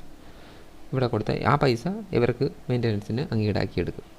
ഇത്രയും കാര്യങ്ങൾ ഈ പറയുന്ന സാമ്പത്തിക പരിഹാരങ്ങളിൽ ചെയ്യാൻ പറ്റും. പിന്നെ ഉള്ളതാണ് നഷ്ടപരിഹാര ഉത്തരവുകൾ. നഷ്ടപരിഹാരങ്ങൾ അത് ഈ ആക്ടിന് കീഴിൽ അനുവദിക്കാവുന്ന മറ്റു പരിഹാരങ്ങൾക്ക് പുറമെ പീഡിപ്പിക്കപ്പെട്ട ആൾ നൽകിയ ഒരു അപേക്ഷയിന്മേൽ എതിർകക്ഷി ചെയ്ത ഗാർഹിക പീഡന കൃത്യങ്ങൾ ഉണ്ടാക്കിയ മാനസിക പീഡനവും വൈകാരിക വ്യഥയും ഉൾപ്പെടുന്ന ക്ഷതികൾക്കുള്ള നഷ്ടപരിഹാരം നൽകാൻ എതിർകക്ഷിയോട് നിർദ്ദേശിക്കുന്ന ഒരു ഉത്തരവ് മജിസ്ട്രേറ്റിന് പാസ്സാക്കുന്നതാണ്. അപ്പം നമുക്കൊരു ഒരു മാനസിക പീഡനം ഉണ്ടായി, അല്ലെങ്കിൽ ശാരീരിക പീഡനം ഉണ്ടായി, അപ്പോൾ ഒരു ലൈംഗിക പീഡനം ഉണ്ടായി. അപ്പോൾ ആ ഒരു പീഡനത്തിന് ഒരു എമൗണ്ട് കിട്ടും നമുക്ക്. അപ്പോൾ ഈ പീഡനത്തിന് അവർ ഇത്രയും അനുഭവിച്ചു, അവർക്ക് ഇത്ര രൂപ കോമ്പൻസേഷൻ കൊടുക്കാനായിട്ട് കോടതിക്ക് ഡയറക്റ്റ് ചെയ്യാം. ഇന്ന ഭാഗങ്ങളൊക്കെ അടിച്ചു പൊട്ടിച്ചതാണ്, അതിന് ഇത്ര രൂപ കോമ്പൻസേഷൻ കൊടുക്കാം. അപ്പോൾ അത് കോടതിക്ക് വിധിക്കാനായിട്ട് ഈ പറയുന്ന സെക്ഷൻ 22 പ്രകാരം അധികാരമുണ്ട്. അപ്പോൾ നമ്മൾ ഈ 22 പ്രകാരം നമ്മൾ ചോദിച്ചു കഴിഞ്ഞാൽ കോടതി അത് നമുക്ക് ഈടാക്കി തരും. ആ ഒരു മാനസിക വ്യതയ്ക്കും ശാരീരിക വ്യതയ്ക്കും ലൈംഗികമായിട്ടുണ്ടായ പ്രശ്നങ്ങൾക്കും ഉള്ള, അല്ലെങ്കിൽ നമ്മൾ ആ വസ്തുവിലൊക്കെ അടിച്ചു പൊട്ടിച്ചതിനും ഒക്കെ ഉള്ള തുകകൾ കോടതി ഈ സെക്ഷൻ പ്രകാരം ഈടാക്കി തരും. അത് സെക്ഷൻ 22 പ്രകാരമാണ് ഈടാക്കി തരുന്നത്. അപ്പോൾ ഇത് രണ്ടും കൂടെ ഞാനൊന്ന് ബ്രീഫായിട്ട് പറഞ്ഞുതരാം എന്തൊക്കെയാണെന്ന്. ഒന്ന്, നിങ്ങൾക്കോ നിങ്ങളുടെ കുട്ടികൾക്കോ വേണ്ട സംരക്ഷണ ചെലവ്, ശരീരത്തിനേറ്റ പരിക്കുകൾ, ചികിത്സാ ചെലവുകൾ ഉൾപ്പെടെയുള്ളവയ്ക്ക് കിട്ടുന്ന നഷ്ടപരിഹാരം, മാനസിക പീഡനത്തിനും വൈകാരിക നൊമ്പരത്തിനുമുള്ള നഷ്ടപരിഹാരം, വരുമാന നഷ്ടത്തിനുള്ള നഷ്ടപരിഹാരം, നശീകരണം, കേടുപാട്, നിങ്ങളെ കൈവശത്തിൽ നിന്നോ നിയന്ത്രണത്തിൽ നിന്നോ എന്തെങ്കിലും സ്വത്ത് മാറ്റുന്നത് എന്നിവ മൂലമുണ്ടാകുന്ന നഷ്ടത്തിനുള്ള പരിഹാരം. അപ്പോൾ ഇത്രയും കാര്യങ്ങൾ ഈ പറയുന്ന 2021 പ്രകാരം കിട്ടും. നമ്മളെ വീട്ടിലെ മൊബൈൽ എറിഞ്ഞ് പൊട്ടിക്കുക, മേശ അടിച്ച് പൊട്ടിക്കുക, കമ്പ്യൂട്ടർ അടിച്ച് പൊട്ടിക്കുക, TV, ഫ്രിഡ്ജ് ഒക്കെ അടിച്ച് പൊട്ടിക്കുക. അപ്പോൾ നിങ്ങൾ എന്തെങ്കിലും അടിച്ച് പൊട്ടിച്ചിട്ടുണ്ടെങ്കിൽ അതിൻ്റെയൊക്കെ നഷ്ടപരിഹാരമൊക്കെ ഇത് പ്രകാരം ഈടാക്കി എടുക്കാൻ സാധിക്കും. അതാണ് 22 പ്രകാരം 20 പ്രകാരവും 22 പ്രകാരമുള്ള മോണിറ്ററി റിലീഫും കോമ്പൻസേഷൻ ഓർഡേഴ്സും. പിന്നെ അടുത്തതായിട്ടുള്ളതാണ് കസ്റ്റഡി ഓർഡേഴ്സ്. ഈ കസ്റ്റഡി ഓർഡേഴ്സിനെ കുറിച്ച് പറയുന്ന സെക്ഷൻ 21 ആണ്. ഇത് പറഞ്ഞിരിക്കുന്ന തത്സമയം പ്രാബല്യത്തിലുള്ള മറ്റേതെങ്കിലും നിയമത്തിൽ എന്ത് തന്നെ അടങ്ങിയിരുന്നാലും ഈ ആക്ടിന് കീഴിലുള്ള സംരക്ഷണ ഉത്തരവിനോ മറ്റേതെങ്കിലും പരിഹാരത്തിന് വേണ്ടിയുള്ള അപേക്ഷ സംബന്ധിച്ച് വാദം കേൾക്കുന്ന ഏത് ഘട്ടത്തിലും ഏതെങ്കിലും കുട്ടികളുടെയോ താൽക്കാലിക സംരക്ഷണം പീഡിപ്പിക്കപ്പെട്ട ആൾക്കോ അവർക്ക് വേണ്ടി അപേക്ഷ നൽകിയ ആൾക്കോ മജിസ്ട്രേറ്റിന് അനുവദിക്കാവുന്നതും അങ്ങനെയുള്ള കുട്ടികളെയോ എതിർകക്ഷിക്ക് സന്ദർശിക്കാൻ വേണ്ട ഇടപാടുകൾ ആവശ്യമെങ്കിൽ പ്രത്യേകം പറയാവുന്നതുമാണ്. എന്നാൽ എതിർകക്ഷിയുടെ സന്ദർശനം കുട്ടികളുടെയോ താൽപ്പര്യങ്ങൾക്ക് ഹാനികരമായേക്കുമെന്ന് മജിസ്ട്രേറ്റിന് അഭിപ്രായമുണ്ടെങ്കിൽ അത്തരം സന്ദർശനത്തിനുള്ള അനുമതി മജിസ്ട്രേറ്റിന് നിഷേധിക്കാവുന്നതാണ്. അപ്പോൾ കുട്ടികളുടെ സംരക്ഷണം ഇതുവഴി കൊടുക്കാൻ പറ്റും. ഗാർഡിയൻസ് ആൻഡ് വാർഡ്സ് ആക്റ്റിൽ നമ്മളെ ഫാമിലി കോടതി കൊടുക്കുന്ന അതേപോലത്തെ സംരക്ഷണം ഈ സെക്ഷൻ 21 പ്രകാരം മജിസ്ട്രേറ്റിനും കൊടുക്കാൻ സാധിക്കും. അപ്പോൾ നമുക്ക് ഇത് പ്രകാരവും കസ്റ്റഡി ഓർഡർ ആവശ്യപ്പെടാം. അപ്പോൾ അതിനകത്ത് കുട്ടികളുടെ കസ്റ്റഡി, ഏതെങ്കിലും കുട്ടികളുടെയോ 2-3 കുട്ടികളാണെങ്കിൽ അവരുടെയോ കസ്റ്റഡി പീഡിപ്പിക്കപ്പെട്ട ആൾക്കോ അല്ലെങ്കിൽ അവൾക്ക് വേണ്ടി അപേക്ഷ നൽകിയ ആൾക്കോ. ഇപ്പോൾ പീഡിപ്പിക്കപ്പെട്ട ആൾ ഇവിടെ ഇല്ല, അമ്മയാണ് നൽകിയെങ്കിൽ അമ്മയ്ക്ക് കിട്ടാൻ വേണ്ടിയിട്ട് കൊടുക്കാം ഇത് പ്രകാരം. അപ്പോൾ അത് മജിസ്ട്രേറ്റിന് അനുവദിച്ചു കൊടുക്കാം. അവിടെ എതിർകക്ഷിക്ക് സന്ദർശിക്കാൻ വേണ്ട ഒരു സമയം കൂടി ചിലപ്പോൾ മജിസ്ട്രേറ്റിന് പറയാം. അപ്പം ഒരു കസ്റ്റഡി അവർക്ക് കൊടുത്തു, അമ്മയ്ക്ക് കൊടുത്തു, അച്ഛന് വേണമെന്നുണ്ടെങ്കിൽ ഇന്ന ദിവസങ്ങളിൽ വന്ന് ഇന്ന സ്ഥലങ്ങളിൽ അല്ലെങ്കിൽ കോടതി പരിസരത്ത് വന്ന് കണ്ടിട്ട് പോകാം ഇത്ര മണിക്കൂർ, അങ്ങനെ ഒരു ഓർഡർ മജിസ്ട്രേറ്റിന് കൊടുക്കാം. പക്ഷേ മജിസ്ട്രേറ്റ് വിചാരിക്കുകയാണ് എതിർകക്ഷിയുടെ സന്ദർശനം കുട്ടികൾക്ക് അത്ര നല്ലതല്ല എന്ന് മജിസ്ട്രേറ്റിന് ബോധ്യപ്പെട്ടാൽ അത് വേണ്ടെന്നും തീരുമാനിക്കാനുള്ള അവകാശം മജിസ്ട്രേറ്റിനുണ്ട്. അപ്പോൾ ഇത്രയും കാര്യങ്ങൾ മജിസ്ട്രേറ്റിന് ഈ കസ്റ്റഡി എന്ന് പറഞ്ഞാൽ മെയിനായിട്ടും കുട്ടികളുടെ കസ്റ്റഡി തന്നെയാണ്, കസ്റ്റഡി കൊടുക്കാനുള്ള കാര്യമാണ് ഇതിൻ്റെ അകത്ത് പറഞ്ഞിരിക്കുന്നത്. അപ്പോൾ സെക്ഷൻ 21 പ്രകാരം മജിസ്ട്രേറ്റിന് ഇത് അനുവദിച്ചു കൊടുക്കുക, ഇതേ രൂപത്തിൽ. നമ്മളിപ്പോൾ പ്രൊട്ടക്ഷൻ ഓർഡർ വരെ പറഞ്ഞു 21 പ്രകാരം. ഇനി അടുത്തതായിട്ട് നമുക്ക് നോക്കേണ്ടത്, നമ്മൾ 22 പറഞ്ഞു കഴിഞ്ഞു. ഇനി അടുത്ത 23 ആണ് ഇടക്കാല എക്സ്പാർട്ടി ഉത്തരവുകൾ അനുവദിക്കുന്നതിനുള്ള അധികാരം. അതായത് നമ്മൾ 18, 19, 20, 21 ഓരോ ആപ്ലിക്കേഷൻസ് നമ്മൾ ഫയൽ ചെയ്യുമല്ലോ, അതിൻ്റെ എക്സ്പാർട്ടി ഇൻ്ററിം ഓർഡേഴ്സ്. അപ്പോൾ നമുക്ക് താൽക്കാലികമായിട്ട് ഒരു മെയിൻ്റനൻസ് കിട്ടണം. നമുക്ക് ഓൾറെഡി മെയിൻ്റനൻസ് കിട്ടും, പക്ഷേ താൽക്കാലികമായിട്ട് ഒരു മെയിൻ്റനൻസ് കിട്ടണം. അതായത് കേസ് കഴിഞ്ഞ് വരുമ്പോഴത്തേക്ക് ചിലപ്പോൾ ഒരു 2 വർഷം കഴിയും. അപ്പോൾ 2 വർഷം കഴിഞ്ഞ് മെയിൻ്റനൻസ് കിട്ടിയിട്ട് കാര്യമുണ്ടോ? അപ്പോൾ താൽക്കാലികമായിട്ട് കേസ് നടന്നുകൊണ്ടിരിക്കുന്നതിൻ്റെ ഇടയിൽ തന്നെ ഇതിൻ്റെ ഓർഡേഴ്സൊക്കെ കിട്ടണമെങ്കിൽ നമ്മളൊരു ഈ 23 പ്രകാരം ഒരു ആപ്ലിക്കേഷനും കൂടെ ഫയൽ ചെയ്യണം. അതൊരു അഫിഡവിറ്റ് ആയിട്ടാണ് ഫയൽ ചെയ്യുന്നത്.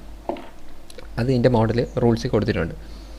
ഈ ആക്ടിന് കീഴിൽ അതെന്താണ് പറഞ്ഞിരിക്കുന്നത് നോക്കാം. ഈ ആക്ടിന് കീഴിൽ തനിക്ക് മുമ്പാകെയുള്ള ഏത് നടപടിയിലും ന്യായവും ഉചിതവുമെന്ന് താൻ കരുതുന്ന താൽക്കാലിക ഉത്തരവ് മജിസ്ട്രേറ്റിന് പാസ്സാക്കാം. പ്രഥമ ദൃഷ്ടിയ ഒരു ഗാർഹിക പീഡന കൃത്യം എതിർകക്ഷി ചെയ്യുകയാണെന്നോ ചെയ്തിട്ടുണ്ടെന്നോ എതിർകക്ഷി ഗാർഹിക പീഡന കൃത്യം ചെയ്യാൻ സാധ്യതയുണ്ടെന്നോ ഒരു അപേക്ഷ വെളിപ്പെടുത്തുന്നുവെന്ന് മജിസ്ട്രേറ്റിന് ബോധ്യമായാൽ പീഡിപ്പിക്കപ്പെട്ട ആളുടെ നിർദ്ദിഷ്ട മാതൃകയിലുള്ള സത്യവാങ്മൂലത്തിൻ്റെ അടിസ്ഥാനത്തിൽ 18, 19, 20, 21 വകുപ്പിൻ കീഴിലുള്ള അതതു സംഗതി പോലെ 22-ാം വകുപ്പിൻ കീഴിലോ എതിർകക്ഷിക്കെതിരെ ഒരു എക്സ് പാർട്ടി ഉത്തരവ് മജിസ്ട്രേറ്റിന് അനുവദിക്കാവുന്നതാണ്. ഇത് മെയിനായിട്ടും പ്രൊട്ടക്ഷൻ ഓർഡറാണ് ഇതിൽ കൊടുക്കുന്നത്. വേറെ ഒന്നും അങ്ങനെ അധികം കൊടുത്ത് കാണാറില്ല. നമ്മൾ പ്രൊട്ടക്ഷൻ ഓർഡറിന് ഒരു അഫിഡവിറ്റ് കൊടുക്കും. നമ്മളിങ്ങനെ അടിച്ചിട്ടുണ്ട്, നമ്മൾ ഇടിച്ചിട്ടുണ്ട് എന്ന് പറഞ്ഞ് കൊടുക്കുമ്പോൾ മജിസ്ട്രേറ്റിന് ബോധ്യപ്പെടണം ഇവർ അടിക്കുന്നുണ്ട്. അപ്പോൾ ഒരു പ്രൊട്ടക്ഷൻ ഓർഡർ ആദ്യമേ തന്നെ അങ്ങ് കൊടുക്കും. മറ്റവർക്ക് നോട്ടീസൊന്നും പോയി അവരെ വാദം കേൾക്കുന്നതിന് മുമ്പേ അങ്ങ് കൊടുക്കും. ആ ഓർഡർ കൊണ്ട് നമുക്ക് കമ്മ്യൂണിക്കേറ്റ് ചെയ്യാം പോലീസ് സ്റ്റേഷനിലൊക്കെ. അതാണ് ഇൻ്ററിം എക്സ് പാർട്ടി ഓർഡർ. ഇപ്പോൾ മെയിൻ്റനൻസ്, ഇപ്പോൾ എതിർകക്ഷി വന്നിട്ടാണെങ്കിലും നമുക്ക് ഇൻ്ററിം മെയിൻ്റനൻസ് അലോ ചെയ്യാം, മെയിൻ്റനൻസ് കിട്ടാൻ വേണ്ടിയിട്ട്. അപ്പോൾ ഇത്രയും കാര്യങ്ങൾ കൊടുക്കാനായിട്ട് ഈ പറയുന്ന ഇൻ്ററിമായിട്ട് ഓർഡർ കൊടുക്കാനുള്ള അധികാരം, അല്ലെങ്കിൽ ഫൈനൽ ഡിസ്പോസൽ കഴിഞ്ഞിട്ട് അവർക്ക് ഓർഡർ കൊടുക്കാൻ പറ്റും. അപ്പോൾ അതുവരെ വെയിറ്റ് ചെയ്ത് നിൽക്കാനുള്ള സമയം നമുക്ക് കിട്ടത്തില്ല. കാരണം 2-3 വർഷം കഴിഞ്ഞ് കേസ് തീരുമ്പോൾ നമുക്ക് അതുകൊണ്ട് ഉപയോഗമില്ല. അതുകൊണ്ടാണ് ഈ ഒരു സെക്ഷൻ്റെ ഇമ്പോർട്ടൻസ് എന്ന് പറയുന്നത്. അതാണ് ഇൻ്ററിം എക്സ് പാർട്ടി ഓർഡേഴ്സിനെ കുറിച്ച് പറയുന്നത്. 23 23 പ്രകാരം ഒരു അഫിഡവിറ്റ് കൊടുക്കണം. നമ്മൾ ഏറ്റവും ഇമ്പോർട്ടൻ്റ് ആയിട്ടുള്ള ഭാഗങ്ങൾ അത്രയും പറഞ്ഞു കഴിഞ്ഞു. ഈ ഓർഡേഴ്സാണ് നമുക്ക് ലഭിക്കുന്നത്, ഇത്രയും ഓർഡേഴ്സാണ് നമുക്ക് ലഭിക്കുന്നത്. അപ്പോൾ ഇതൊക്കെ പ്രകാരം നമുക്ക് കേസ് ഫയൽ ചെയ്യാം. പക്ഷേ നമ്മൾ ഈ കേസ് ഫയൽ ചെയ്യണമെങ്കിൽ അത് എങ്ങനെ ഫയൽ ചെയ്യും, അത് എവിടെ ഫയൽ ചെയ്യും അതറിയണ്ടേ. അപ്പോൾ നമുക്ക് അത് എവിടെ ഫയൽ ചെയ്യുമെന്ന് നോക്കാം. ഇത് ഫയൽ ചെയ്യേണ്ട സ്ഥലം. അപ്പോൾ പലർക്കും കൺഫ്യൂഷൻ ആവുന്നത് എവിടെയാണ് ഫയൽ ചെയ്യാനുള്ളത്. ഇപ്പോൾ ഒരാളുടെ വീട് തൃശ്ശൂർ ഇരിഞ്ഞാലക്കുടയാണെന്ന് വെച്ചോ, അതിൻ്റെ എതിർകക്ഷി, അതായത് ഭർത്താവിൻ്റെ കുടുംബത്തിൻ്റെ വീടെന്ന് പറയുന്ന കൊല്ലം ചാത്തന്നൂരാണെന്ന് വെച്ചോ. അപ്പോൾ രണ്ടും ദൂരെ 2 സ്ഥലങ്ങളാണ്. ഭർത്താവ് ബിസിനസ് നടത്തുന്നത് കോട്ടയം പാലയിലാണെന്ന് വെച്ചോ. അപ്പോൾ 3 സ്ഥലമായി. അപ്പോൾ നമുക്ക് ഈ 3 സ്ഥലം വെച്ച് ആദ്യം നോക്കാം. പീഡിപ്പിക്കപ്പെട്ട കക്ഷി, അതായത് ഭാര്യ താമസിക്കുന്ന സ്ഥലം തൃശ്ശൂർ ഇരിഞ്ഞാലക്കുടയിലാണ്. അത് അവർ പെർമനൻ്റ് ആയിട്ടോ ടെമ്പററി ആയിട്ടോ താമസിക്കുന്നു. അത് പെർമനൻറ്റ് ഹോം ചിലപ്പോൾ വേറെ, ഇപ്പോൾ കാസർഗോഡാണെന്ന് വെച്ചോ. എന്നാലും അവർ ടെമ്പററി ആയിട്ട് താമസിക്കുന്നത് തൃശ്ശൂരാണെങ്കിൽ ഇരിഞ്ഞാലക്കുടയാണെങ്കിൽ അവിടെ ഫയൽ ചെയ്യാം. അല്ലെങ്കിൽ അവർ പെർമനൻ്റ് ആയിട്ട് താമസിക്കുന്നത് തൃശ്ശൂർ ഇരിഞ്ഞാലക്കുടയാണെങ്കിൽ അവിടെയും ഫയൽ ചെയ്യാം. അല്ലെങ്കിൽ ഒരു കാസർഗോഡാണ് അവർ പെർമനൻറ്റ് വീടെന്ന് വെച്ചോ, തൃശ്ശൂരാണ് ടെമ്പററി വീടെന്ന് വെച്ചോ. അപ്പോൾ കാസർഗോഡ് എവിടെയാണോ ഏത് സ്ഥലത്താണോ അവിടെ ഫയൽ ചെയ്യാം. തൃശ്ശൂർ ആണെങ്കിൽ അവിടെ ഫയൽ ചെയ്യാം. അപ്പോൾ എവിടെ വേണോ ഫയൽ ചെയ്യാം. ഈ അഗ്രീഡ് പാർട്ടി എവിടെയാണോ ഉള്ളത് അവിടെ ഫയൽ ചെയ്യാം. അത് പെർമനൻ്റ് ആയിട്ടോ ടെമ്പററി ആയിട്ടോ താമസിക്കുന്ന സ്ഥലം. അവർ സ്വന്തം വീടാവണമെന്ന് തന്നെ ഇല്ല. ഇപ്പോൾ സുഹൃത്തിൻ്റെ വീട്ടിലാണ് ടെമ്പററി ആയിട്ട് താമസിക്കുന്നതെങ്കിൽ ആ സ്ഥലത്തെ കോടതിയിലും ഫയൽ ചെയ്യാം. അപ്പോൾ എവിടെയൊക്കെ ഫയൽ ചെയ്യാം? തൃശ്ശൂർ ഇരിഞ്ഞാലക്കുട ആ കോടതിയുടെ ജൂറിസ്ഡിക്ഷനിൽ വരുന്ന മജിസ്ട്രേറ്റ് ഏതാണോ ആ മജിസ്ട്രേറ്റ് കോടതിയിൽ കൊണ്ടുവന്ന് ഈ ടിവിയുടെ പെറ്റീഷൻ ഫയൽ ചെയ്യാം. രണ്ടാമത് അവിടെ ഫയൽ ചെയ്യാം. അവരെ പെർമനൻറ്റ് ഹോം എന്ന് പറയുന്നത് കാസർഗോഡ് സുൽത്താൻ ബത്തേരിയാണെന്ന് വെച്ചോ, അവിടെ ഫയൽ ചെയ്യാം. അത് ബത്തേരി വരുന്ന ഏത് മജിസ്ട്രേറ്റ് കോടതിയിൽ അവിടെ ഫയൽ ചെയ്യാം. പിന്നെ ഭർത്താവ് താമസിക്കുന്നത് കൊല്ലം ചാത്തന്നൂരാണെന്ന് വെച്ചോ, കൊല്ലം ചാത്തന്നൂർ ഏത് കോടതി മജിസ്ട്രേറ്റ് കോടതിയുടെ ജൂറിസ്ഡിക്ഷൻ ആണോ വരുന്നത് അവിടെ ഫയൽ ചെയ്യാം. 3. നാലാമത്തത് അദ്ദേഹം ബിസിനസ് നടത്തുന്നത്, ഭർത്താവ് ബിസിനസ് നടത്തുന്നത് കോട്ടയം പാലയിലാണ്. എങ്കിൽ കോട്ടയം പാലയിൽ മജിസ്ട്രേറ്റ് കോടതി ഏത് ജൂറിസ്ഡിക്ഷനാണോ പാല വരുന്നത് അവിടെ കൊണ്ടുവന്ന് ഫയൽ ചെയ്യാം. 3 സ്ഥലത്ത് ഫയൽ ചെയ്യാം. പക്ഷേ ഒരിക്കലും നമ്മൾ എതിർകക്ഷിയുടെ സ്ഥലത്ത് നമ്മൾ ഒരിക്കലും ഫയൽ ചെയ്യത്തില്ല. നമ്മുടെ സ്ഥലത്തെ ഫയൽ ചെയ്യത്തുള്ളൂ. തൃശ്ശൂരോ അല്ലെങ്കിൽ കാസർഗോഡോ നമ്മൾ ഫയൽ ചെയ്യത്തുള്ളൂ. നമ്മൾ ഭർത്താവിൻ്റെ സ്ഥലത്ത് നമ്മൾ അവിടെ നിന്ന് വരെ വരണ്ടേ കേസ് നടത്താൻ. അവിടെ നമ്മൾ അവരെ എങ്ങനെ ബുദ്ധിമുട്ടിപ്പിക്കാമോ ആ സ്ഥലത്ത് സാധാരണ രീതിയിൽ എതിർകക്ഷികൾ ഫയൽ ചെയ്യാവുള്ളൂ. ഇപ്പോൾ തൃശ്ശൂർ ഫയൽ ചെയ്യുമ്പോഴത്തേക്ക് ഈ എതിർകക്ഷി ഇപ്പം അങ്ങ് വരണ്ടേ കേസ് നടത്താനായിട്ട്. അപ്പോൾ അതായൊക്കെ ഒരു ബുദ്ധിമുട്ടാവില്ലേ. അപ്പോൾ അതിന് വേണ്ടിയിട്ട് ആൾക്കാർ ദൂരെ ഫയൽ ചെയ്യുന്ന സാഹചര്യം ഉണ്ടാവാറുണ്ട്. പിന്നെ പണി കൊടുക്കണമെന്നുണ്ടെങ്കിൽ ടെമ്പററി ആയിട്ട് പോയി വേണമെങ്കിൽ ഇടുക്കിയിൽ പോയി താമസിച്ചിട്ട് അവിടെയും ഫയൽ ചെയ്യാം. അങ്ങനെയുണ്ട്, അതും ചെയ്യാം.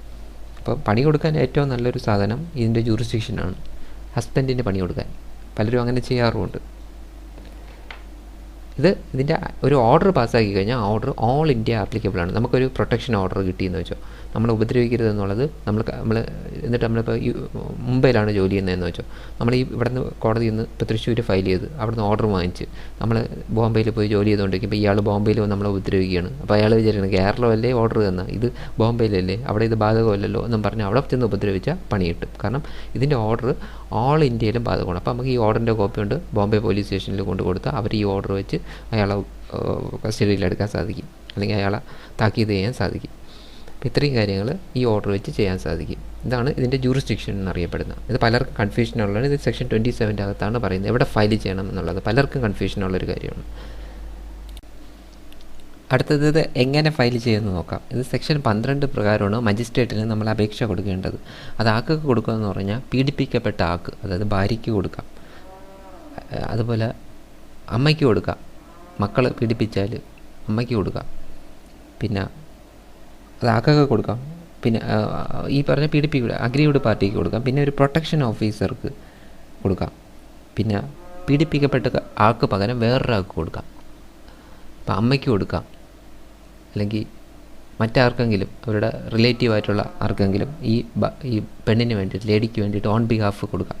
അപ്പോൾ അവരിവിടെ ഇല്ല, വേറെ വിദേശത്ത് വല്ലതും ആണെങ്കിൽ അവർക്ക് വേണ്ടിയിട്ട് കൊടുക്കാൻ സാധിക്കും, വേറെ ആർക്കും കൊടുക്കാൻ സാധിക്കും. അതുപോലെ തന്നെ ഇതിൻ്റെ അകത്തുനിന്ന് ഒന്നോ അതിൽ കൂടുതലോ പരിഹാരങ്ങൾ നമുക്ക് ആവശ്യമില്ല. ഇപ്പോൾ 18, 19, 20, 21, 22 ഇത്രയും പരിഹാരങ്ങളാണല്ലോ നമ്മൾ വാങ്ങിക്കാൻ പോകുന്നത്. അപ്പോൾ ഇത്രയും പരിഹാരങ്ങൾ വാങ്ങിക്കാനായിട്ട് ചെല്ലുമ്പോൾ, ഇത്രയും ഓർഡേഴ്സ് വാങ്ങിക്കാൻ ചെല്ലുമ്പോൾ നമുക്ക് ഒരെണ്ണം മാത്രം വാങ്ങിക്കാൻ ചോദിക്കാൻ പറ്റുള്ളൂ എന്നുള്ള ഇതില്ല. നമുക്കിപ്പം പ്രൊട്ടക്ഷൻ ഓർഡർ വാങ്ങിക്കാം, റെസിഡൻസ് ഓർഡർ വാങ്ങിക്കാം, മോണിറ്ററി റിലീഫ്, കസ്റ്റഡി ഓർഡർ, കുട്ടികളുണ്ടെങ്കിൽ കസ്റ്റഡി, ഇപ്പോൾ കുട്ടികളില്ലെങ്കിൽ പിന്നെ കസ്റ്റഡി ഓർഡറിൻ്റെ ആവശ്യമില്ല. പിന്നെ നമുക്ക് നഷ്ടപരിഹാരം ആവശ്യമാണെങ്കിൽ നമുക്ക് ഈ 2022 പ്രകാരം ചോദിക്കാം. പിന്നെ നമുക്ക് പ്രൊട്ടക്ഷൻ ഓർഡറാണ് മാത്രം മതിയെങ്കിൽ 18 മാത്രം മതി, നമുക്ക് അത് മതി. നമുക്ക് റെസിഡൻസ് ഓർഡറും കൂടെ വേണമെങ്കിൽ 18ഉം 19ഉം ചോദിക്കാം. അപ്പോൾ ഓരോന്നായിട്ടോ ചോദിക്കാം, അല്ലെങ്കിൽ ഒന്നോ അതിൽ കൂടുതലോ ചോദിക്കാം. എത്ര ലിമിറ്റൊന്നുമില്ല, എത്ര ആണോ ചോദിക്കാം. ഇപ്പോൾ 5 എണ്ണം ഉണ്ടെങ്കിൽ 5, റിലീഫ് ഉണ്ടെങ്കിൽ 5ഉം ചോദിക്കാം. ഇത് ഇത്രയും നമുക്ക് വാങ്ങിച്ചെടുക്കാനും സാധിക്കും. പിന്നെ ഇതിൻ്റെ അകത്തുള്ളതെന്ന് വെച്ച് കഴിഞ്ഞാൽ ഇതിന് ഒരു ഫോർമാറ്റ് ഉണ്ട്. ആ ഫോർമാറ്റ് പ്രകാരം നമുക്ക് ഫയൽ ചെയ്യാൻ സാധിക്കും. അത് ഇതിൻ്റെ അകത്ത് റൂൾസിനകത്ത് പറഞ്ഞിട്ടുണ്ട്. ആ ഫോർമാറ്റിനകത്ത് അതിൻ്റെ കൃത്യകാര്യങ്ങളെല്ലാം പറയാം. ടിക്കറ്റ് വേണമെങ്കിൽ ഫയൽ ചെയ്യാം, പിന്നെ അതിൻ്റെ മാറ്റർ എഴുതാണ്ട് ഒരു ഭാഗമുണ്ട്, അങ്ങനെ ഫയൽ ചെയ്യാം. അല്ലാതെ നമുക്ക് പരാതി പോലെ എഴുതി തയ്യാറാക്കി കൊടുക്കണമെങ്കിൽ അങ്ങനെയും കൊടുക്കാം. ഇതിൻ്റെ അകത്തൊരു സ്പെസിഫിക് ആയിട്ടുള്ള ഫോർമാറ്റ് പറയുന്നുണ്ട്. പിന്നെ നമുക്ക് ഇൻ്ററിം ആപ്ലിക്കേഷൻസ് ഒക്കെ കൊടുക്കണമെങ്കിൽ അതിനൊരു അഫിഡവിറ്റ് പറഞ്ഞു, 23 പ്രകാരം ഒരു അഫിഡവിറ്റ് പറഞ്ഞിട്ടുണ്ട്. അപ്പോൾ നമുക്ക് 18, 19, 20, 21, 22ൻ്റെയൊക്കെ ഇൻ്ററിം ഓർഡർ കിട്ടണമെങ്കിൽ, ഇൻ്ററിം എക്സ്പാർട്ടി ഓർഡറൊക്കെ കിട്ടണമെന്നുണ്ടെങ്കിൽ നമ്മൾ ആ 23 പ്രകാരം ഒരു അഫിഡവിറ്റും കൂടെ കൊടുക്കണം. ആ അഫിഡവിറ്റിൻ്റെ മോഡൽ റൂൾസിൻ്റെ അകത്ത് കൊടുത്തിട്ടുണ്ട്. പിന്നെ ഇതിനകത്ത് മജിസ്ട്രേറ്റ് ഒരു ആദ്യത്തെ ഹിയറിങ്ങിന് ശേഷം 30 ദിവസം കഴിഞ്ഞുള്ള ഡേറ്റ് ഇടാൻ പാടില്ല എന്നാണ് ഇതിൻ്റെ അകത്ത് പറയുന്നത്. അതായത് ഫസ്റ്റ് ഡിസ്പോസൽ നമ്മൾ ആദ്യം കൊണ്ടുവന്ന് ഫയൽ ചെയ്ത് കഴിഞ്ഞാൽ എതിർകക്ഷി നോട്ടീസും എല്ലാം കൂടെ 30 ദിവസത്തിനകം തീർത്തിരിക്കണം. ഓരോ അടുത്ത ഹിയറിങ്ങിന് പോസ്റ്റ് ചെയ്യുമ്പോൾ 30 ദിവസത്തിൽ കൂടിയ ഡേറ്റ് ഇടാൻ പാടില്ല. നമ്മളിപ്പോൾ ജനുവരിയിലാണ് കേസ്, 1-ാം തീയതിയാണ് കേസെങ്കിൽ പിന്നെ 30 ദിവസത്തിനകം തന്നെ ആയിരിക്കും, ജനുവരിയിൽ തന്നെ അവസാനത്തെ ഡേറ്റിലായിരിക്കണം അടുത്ത് കൊടുക്കേണ്ടത്. പക്ഷേ നമ്മളിവിടേക്കൊന്നും അങ്ങനെ കാണാറില്ല. നമ്മളിവിടെ ഇപ്പോൾ ഒരു മാസം ജനുവരി വന്നാൽ പിന്നെ അടുത്ത് മാർച്ച് അടിക്കും. അങ്ങനെ അടിക്കാൻ പാടില്ല. ഈ ആക്ട് പ്രകാരം 30 ദിവസത്തിനകം തന്നെ അടുത്ത ഡേറ്റ് കൊടുത്തിരിക്കണം, അതിൽ കൂടിയ ഡേറ്റ് വരാൻ പാടില്ല. പിന്നെ അടുത്തത് 60 ദിവസത്തിനുള്ളിൽ ഈ കേസ് തീർക്കണം. 60 ദിവസം, അതായത് 2 മാസത്തിനുള്ളിൽ തന്നെ ഈ കേസ് തീർത്തിരിക്കണം. അതൊന്നും ഒരിക്കലും നമ്മളെ കോടതികളിൽ നടക്കത്തില്ല. അതിപ്പോൾ ഒരു DV ഫയൽ ചെയ്യുന്ന 2018 ഫയൽ ചെയ്താൽ ചിലപ്പോൾ 2020, 2021, 2022 ആയിരിക്കും അത് അതിൻ്റെ ഫൈനൽ ഹിയറിങ് വരുന്നത്. അപ്പോൾ ഇത് 60 ദിവസത്തിനകം തീർക്കണമെന്നാണ് ആക്ട് പറഞ്ഞിരിക്കുന്നത്. ആക്ടിനകത്ത് എല്ലാം കൃത്യമായിട്ടാണ് പറഞ്ഞിരിക്കുന്നത്. ബാക്കിയൊക്കെ നമ്മൾ ചെയ്യേണ്ടത് നമ്മുടെ ഇതൊക്കെയാണ്, നമ്മുടെ ഈ കോർട്ട് സിസ്റ്റമാണ് ഇതൊക്കെ ചെയ്യേണ്ടത്. പക്ഷേ നമുക്ക് ഇത്രയും ഡിലേ വരുന്നത് അതിന് വേറെ നമുക്ക് പല പല കാരണങ്ങളുണ്ട്. നമ്മൾ PSC പരീക്ഷ എഴുതുന്ന പോലെ തന്നെയാണ്, വർഷം 10 കഴിഞ്ഞ് 5 കഴിഞ്ഞിട്ടായിരിക്കും അതിൻ്റെ ലിസ്റ്റ് വരുന്നത്. അതേപോലത്തെ പരിപാടികളാണ്. അതൊക്കെ കൃത്യമായിട്ട് അധികാരികളാണ് ഇതൊക്കെ നോക്കി ചെയ്യേണ്ടത്. ഇത് ആക്ടിനകത്തെല്ലാം കൃത്യമായിട്ട് എല്ലാം പറഞ്ഞിട്ടുണ്ട്. അത് വെച്ചങ്ങ് ഈസി ആയിട്ട് നടത്തിയെടുക്കുക എന്നുള്ളത് 60 ദിവസത്തിനകം കേസ് തീർത്ത് കൈ കൊടുക്കണമെന്നാണ് പറഞ്ഞിരിക്കുന്നത്. അപ്പോൾ ഇങ്ങനെയാണ് ഫയൽ ചെയ്യാനുള്ളത്. പിന്നെ നമ്മൾ നോക്കേണ്ട ഇതിൻ്റെയൊക്കെ അപ്പീലുകളാണ്. അപ്പീൽ എവിടെ ഫയൽ ചെയ്യണം? മജിസ്ട്രേറ്റ് കോടതി പുറപ്പെടുവിച്ച ഓർഡേഴ്സിന് അപ്പീൽ വേണമെങ്കിൽ അത് പീഡിപ്പിക്കപ്പെട്ട ആൾക്ക് അവർക്ക് റൈറ്റ് ഒന്നും കിട്ടിയില്ല അവർ കൊടുത്തിട്ട്, അല്ലെങ്കിൽ എതിർകക്ഷിക്ക് ഈ പറയുന്ന ഇവർക്ക് ഓർഡറും കോമ്പൻസേഷനൊന്നും കൊടുത്ത് കൂടിപ്പോയി, അവരെ കൊണ്ട് പറ്റത്തില്ല താങ്ങാനായിട്ട്, അങ്ങനെയൊക്കെ വരുന്ന സമയത്ത് ഈ തീയതി, അത് ഓർഡറായ തീയതിക്ക് തൊട്ട് 30 ദിവസത്തിനുള്ളിൽ സെഷൻസ് കോടതിയിൽ അപ്പീൽ കൊടുക്കാം. അതുപോലെ സെഷൻസ് കോടതിയിൽ ഒരു വിധിയുണ്ടായാൽ അത് ഹൈക്കോടതിയിൽ പുനഃപരിശോധിക്കാൻ വേണ്ടിയിട്ട് കൊടുക്കാനും പറ്റും. അപ്പോൾ അവർക്ക് എവിടെയൊക്കെ കൊടുക്കാം? സെഷൻസ് കോടതിയിൽ 30 ദിവസം. ഏത് തൊട്ട്? ഡേറ്റ് ഓഫ് ഓർഡർ തൊട്ട്. ഡേറ്റ് ഓഫ് ഓർഡറിന് കോപ്പി ആപ്ലിക്കേഷൻ കിട്ടിയിട്ടുണ്ടെങ്കിലാ, കോപ്പി ആപ്ലിക്കേഷൻ കിട്ടിയതിന് ശേഷം 30 ദിവസം അത് മതി. ഇനി 30 ദിവസം കഴിഞ്ഞു പോയാൽ കുഴപ്പമുണ്ടോ? ഡിലേ കൺട്രോൾ ചെയ്യാൻ പറ്റും. അതുകൊണ്ടും കുഴപ്പമൊന്നുമില്ല. അപ്പോൾ അവർക്ക് അപ്പീൽ പോവാം സെഷൻസ് കോടതിയിൽ. അടുത്തത് നമ്മൾ നോക്കാൻ പോകുന്ന ഇതിൻ്റെയൊക്കെ ഓർഡേഴ്സ് കോടതി പാസ്സാക്കി കഴിഞ്ഞാൽ എതിർകക്ഷി അത് വയലേറ്റ് ചെയ്യാണ്.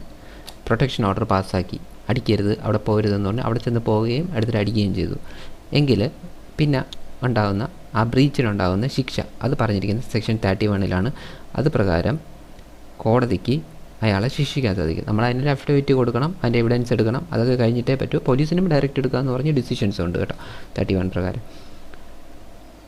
അങ്ങനെ ചെയ്തു കഴിഞ്ഞാൽ കൊടുക്കുന്ന ശിക്ഷ എന്ന് പറഞ്ഞാൽ 1 വർഷം വരെ അയക്കാവുന്ന തടവ് അല്ലെങ്കിൽ പിഴ. അത് 20,000 രൂപ വരെയുള്ള പിഴ അല്ലെങ്കിൽ രണ്ടും കൂടി. ഇത് രണ്ടും കോടതിക്ക് അടിക്കാനായിട്ട് സാധിക്കും.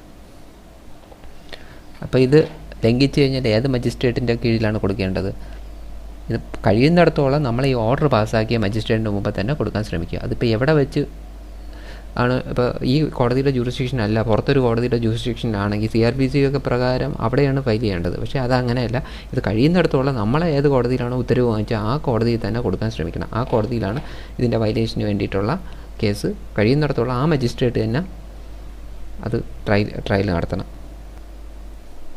ഞാൻ ഇത്രയും കാര്യങ്ങളൊന്ന് ബ്രീഫായിട്ട് പറയാം. നിങ്ങൾക്ക് ഉള്ള ഗാർഹിക പീഡനത്തിൻ്റെ ഒരു ഇരയാണെങ്കിൽ നിങ്ങൾക്ക് താഴെ പറയുന്ന അവകാശങ്ങളുണ്ട്. 5-ാം വകുപ്പ് പ്രകാരം നിങ്ങൾക്കുള്ള അവകാശങ്ങളെക്കുറിച്ചും ആക്ടിന് കീഴിൽ നിങ്ങൾക്ക് കിട്ടുന്ന പരിഹാസത്തെക്കുറിച്ചും നിങ്ങളെ അറിയിക്കാൻ പ്രൊട്ടക്ഷൻ ഓഫീസറുടെയും സേവനദാതാക്കളുടെയും സഹായം. നിങ്ങൾക്ക് വകുപ്പ് പ്രകാരം ഈ പ്രൊട്ടക്ഷൻ ഓഫീസറും സേവനദാതാക്കളുടെയും വിവരം ഞാൻ ഇതിൻ്റെ ഏറ്റവും ലാസ്റ്റ് കൊടുത്തേക്കാം. അത് നോക്കിയിട്ട് നിങ്ങൾക്ക് അത് എവിടെയൊക്കെ പ്രൊട്ടക്ഷൻ ഓഫീസർ ഉണ്ടെന്നും സേവനദാതാക്കളുണ്ടെന്നും അവരുടെ ഡീറ്റെയിൽസും അഡ്രസ്സും കൊടുത്തേക്കാം. അപ്പോൾ അത് പ്രകാരം അവരെ നിയമിച്ചിട്ടുണ്ട്. അവരാണ് ഇതൊക്കെ കണ്ടുപിടിക്കേണ്ടത്. അവരുടെ മുമ്പ് പോയി പരാതി പറഞ്ഞാൽ അവർ അതിനുള്ള നിയമസഹായവും കാര്യങ്ങളൊക്കെ നിങ്ങൾക്ക് ഏർപ്പാട് ചെയ്ത് തരും, എല്ലാം ചെയ്തു തരും.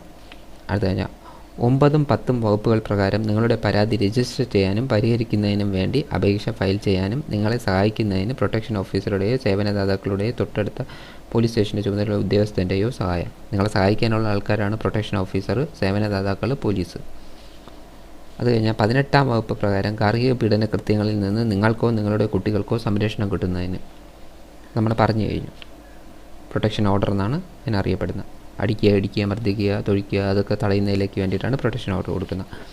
നിങ്ങളെയോ നിങ്ങളെ കുട്ടികളെയോ അഭിമുഖീകരിക്കുന്ന അരക്ഷിതത്വത്തിൽ നിന്നും പ്രത്യേക അപകടങ്ങളിൽ നിന്നും സംരക്ഷിക്കുന്നതിനും ക്രമീകരിക്കുന്നതിനുമുള്ള ഉത്തരവുകൾക്കും നിങ്ങൾക്ക് അവകാശമുണ്ട്.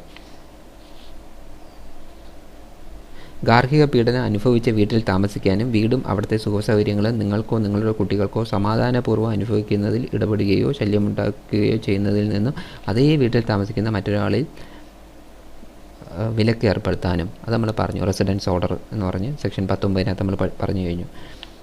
അത് കഴിഞ്ഞാൽ നിങ്ങളുടെ സ്ത്രീധനവും സ്വർണ്ണാഭരണങ്ങളും വസ്ത്രങ്ങളും നിത്യോപയോഗ സാധനങ്ങളും മറ്റും വീട്ടു സാമാനങ്ങളും തിരികെ കിട്ടുന്നതിന് അതൊക്കെ നമ്മൾ ഓൾറെഡി റെസിഡൻസ് ഓർഡറും കോമ്പൻസേഷൻ ഓർഡറും ഒക്കെ മോണിറ്ററി റിലീഫൊക്കെ പഠിച്ചു കഴിഞ്ഞു. 6ഉം 7ഉം 9ഉം 14ഉം വകുപ്പുകൾ പ്രകാരം മെഡിക്കൽ സഹായവും അഭയവും കൗൺസിലിങ്ങും നിയമസഹായവും ലഭിക്കുന്നതിന് നിങ്ങൾക്ക് ഈ അഭയ കേന്ദ്രങ്ങളുണ്ട്. താമസിക്കാൻ ഒരു സ്ഥലവും ഇല്ലെങ്കിൽ അതിൻ്റെ ലിസ്റ്റ് ഞാൻ ഇതിൻ്റെ ലാസ്റ്റിൽ കൊടുത്തേക്കാം, എവിടെയൊക്കെയാണ് അഭയ കേന്ദ്രങ്ങളുള്ളതെന്ന്. അതിൽ മെഡിക്കൽ സഹായങ്ങളും തരും, സൗജന്യമായിട്ട് തരും. അതുപോലെ തന്നെ നിയമസഹായവും തരും, സൗജന്യമായി നിങ്ങൾക്ക് വക്കീലിനെ ഏർപ്പാട് ചെയ്ത് തരും. ഈ വകുപ്പുകളൊക്കെ പ്രകാരം അതിനുള്ള അധികാരവും നിങ്ങൾക്കുണ്ട്. ഈ വകുപ്പ് പ്രകാരം 18-ാം വകുപ്പ് പ്രകാരം ഏതെങ്കിലും രീതിയിൽ നിങ്ങളുമായി ബന്ധപ്പെടുകയോ വിനിമയം നടത്തുകയോ ചെയ്യുന്നതിൽ നിന്ന് നിങ്ങൾക്കെതിരെ ഗാർഹിക പീഡനം നടത്തുന്ന ആളെ തടയുന്നത്. അതായത് നമ്മളെ ഫോൺ വിളിക്കാനോ മെസ്സേജ് അയക്കാനോ മറ്റൊരു ഉപാധി, അതായത് നേരിട്ട് കണ്ട് ഉള്ള അല്ലാത്ത രീതിയിലുള്ള മറ്റെന്തെങ്കിലും രീതിയിൽ ചെയ്യുന്നെങ്കിൽ അതും തടയാനുള്ള അധികാരം 18-ാം വകുപ്പ് പ്രകാരം നിങ്ങൾക്ക് കിട്ടും, തടയാൻ നിങ്ങൾക്ക് സാധിക്കും.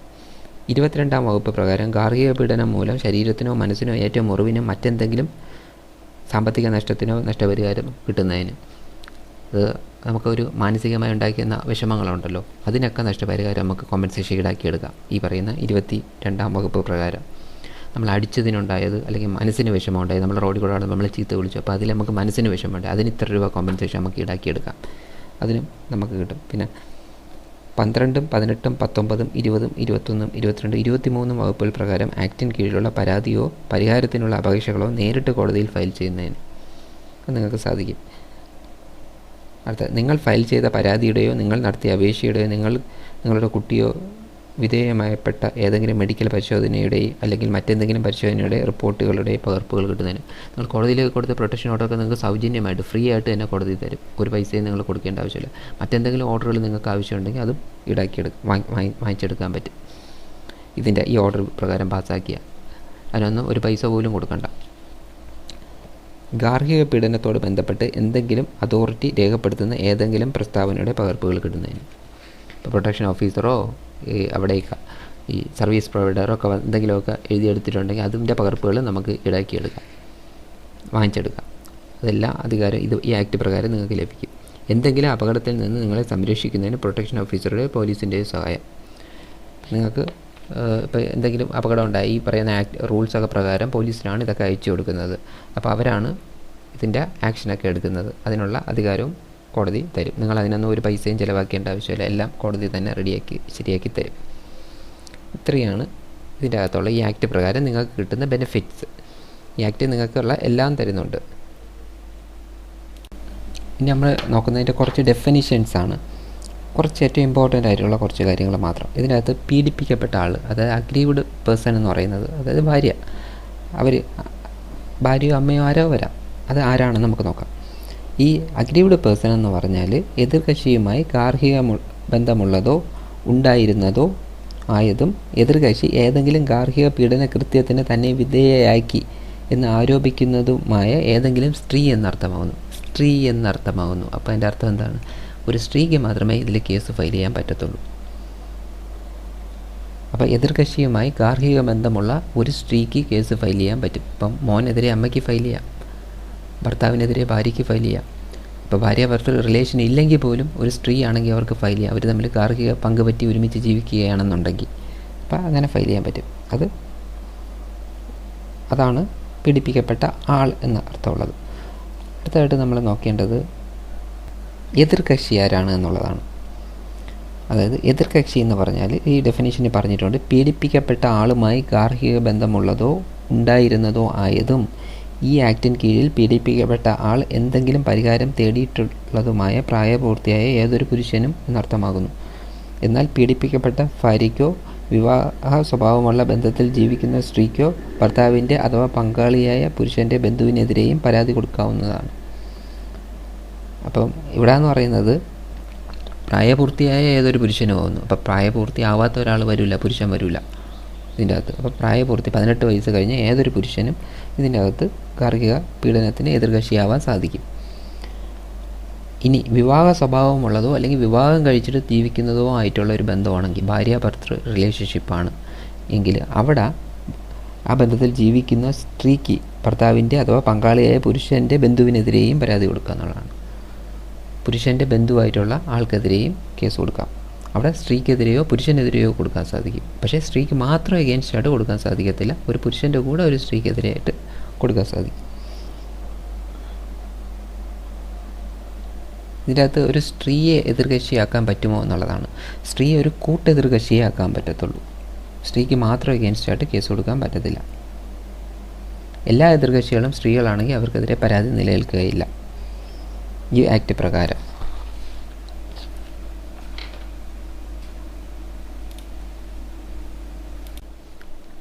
പിന്നെ ഈ ഗാർഹിക ബന്ധം എന്നാൽ എന്തെന്ന് വെച്ചാൽ രക്തബന്ധത്താലോ വിവാഹത്തിൻ്റെ സ്വഭാവത്തിലുള്ള ബന്ധത്താലോ എന്ന് വെച്ചാൽ രക്തബന്ധം എന്ന് പറഞ്ഞാൽ അതാണ് അമ്മയ്ക്ക് മോനെതിരെ കേസ് കൊടുക്കാൻ പറ്റുന്നത്, രക്തബന്ധമാണ്. പിന്നെ വിവാഹം കഴിച്ചിട്ടുണ്ടെങ്കിൽ ഭാര്യയ്ക്ക് ഭർത്താവിനെതിരെ അവരുടെ കുടുംബാംഗങ്ങൾക്കെതിരെ കേസ് കൊടുക്കാൻ സാധിക്കും. അതുപോലെ വിവാഹത്തിൻ്റെ സ്വഭാവമുള്ളത്, അതായത് വിവാഹം വേണമെന്നില്ല, ഒരു സ്ത്രീയും പുരുഷനും ഒരുമിച്ച് പങ്കുപറ്റി ഒരു വീട്ടിൽ ജീവിച്ചാൽ മാത്രം മതി, ഈ ആക്ടിൻ്റെ പരിധിയിൽ വരും. അതുകൊണ്ട് വിവാഹം വേണമെന്ന് നിർബന്ധമില്ല.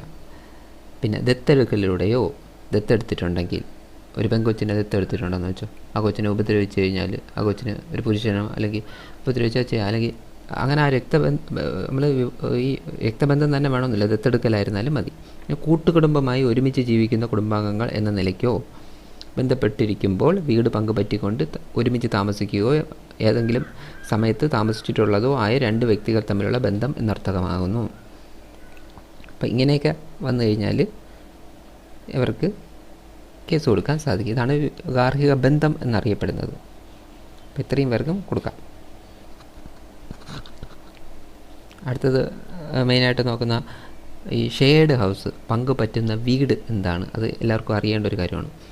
പീഡിപ്പിക്കപ്പെട്ട ആൾ ഒറ്റയ്ക്കോ എതിർകക്ഷിയോടൊപ്പമോ താമസിക്കുന്നതോ ഏതെങ്കിലും ഘട്ടത്തിൽ താമസിച്ചിട്ടുള്ളതോ, പണ്ട് താമസിച്ചിട്ടുള്ള വീടായിരുന്നാലും മതി, വീട് എന്നർത്ഥമാകുന്നു. പീഡിപ്പിക്കപ്പെട്ട ആളും എതിർകക്ഷിയും കൂട്ടായ ഉടമസ്ഥതയിലോ കൂട്ടായി വാടകയ്ക്കെടുത്തിട്ടുള്ളതോ പീഡിപ്പിക്കപ്പെട്ട ആൾക്കോ എതിർകക്ഷിക്കോ രണ്ടുപേർക്കും കൂട്ടായോ ഒറ്റയ്ക്കോ അവകാശമോ ഉടമസ്ഥതയോ അവകാശബന്ധമോ ഓഹരിയോ ഉള്ള കാര്യത്തിൽ രണ്ടുപേരിൽ ആരുടെയെങ്കിലും ഉടമസ്ഥതയിലോ വാടകയ്ക്കെടുത്തിട്ടുള്ളതോ ആയ അത്തരം വീട് ഉൾപ്പെടുന്നതും പങ്കുപറ്റുന്ന വീടിൻ്റെ കാര്യത്തിൽ എതിർകക്ഷിക്കോ പീഡിപ്പിക്കപ്പെട്ട ആൾക്കോ അവകാശമോ ഉടമസ്ഥതയോ അവകാശബന്ധമോ ഉണ്ടോ എന്നത് പ്രസക്തമല്ലാത്ത വിധം എതിർകക്ഷി അംഗമായ കൂട്ടുകുടുംബത്തിൻ്റെ അത്തരം വീട് ഉൾപ്പെടുന്നതുമാണ്. അപ്പോൾ ഇത് അർത്ഥം ഏത് തരത്തിലുള്ള വീടും വരും, പങ്കുപറ്റി ജീവിക്കുന്ന ഏത് തരത്തിലും വീടും വരും. അവകാശം ഉണ്ടെന്നോ ഇല്ലെന്നോ ഉള്ള ഒരു പ്രത്യേകതയും അതിൻ്റെ അകത്തില്ല.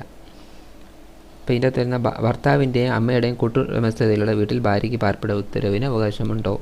ഭർത്താവിൻ്റെയും അയാളുടെ അമ്മയുടെയും കൂട്ടുടമസ്ഥതയിലുള്ള വീട് തർക്കമുണ്ടാകുന്നതിന് മുമ്പ് ഭാര്യ താമസിച്ചിരുന്നത് അവിടെ ആണ് എങ്കിൽ, ഭാര്യ താമസിച്ചിരുന്ന വീട് പങ്കുപറ്റുന്ന വീടാണ്, അങ്ങനെയാണെന്നുണ്ടെങ്കിൽ അവിടെ ഭാര്യയ്ക്ക് പാർപ്പിട ഉത്തരവിന് അവകാശമുണ്ട്. ഇപ്പോൾ ഭർത്താവിൻ്റെ അമ്മയുടെയും കൂടെ പേരിരിക്കുന്ന വീടാണെങ്കിൽ ഒരുമിച്ച് താമസിക്കുകയാണെന്നുണ്ടെങ്കിൽ അവിടെ വിവാഹബന്ധം അവിടെയാണെന്നുണ്ടെങ്കിൽ അവിടെ പങ്കുപറ്റി താമസിച്ചിട്ടുണ്ടെങ്കിൽ ആ വീട്ടിൽ പാർപ്പിട ഉത്തരവിന് അവകാശമുണ്ട്.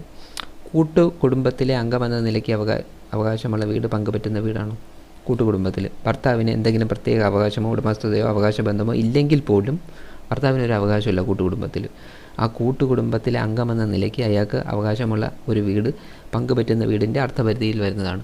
അയാൾ ഫാമിലി വീട്ടിലാണ് താമസിക്കുന്നത്, അമ്മയുടെ അച്ഛൻ്റെ വീട്ടിൽ കൂട്ടുകുടുംബമാണ്.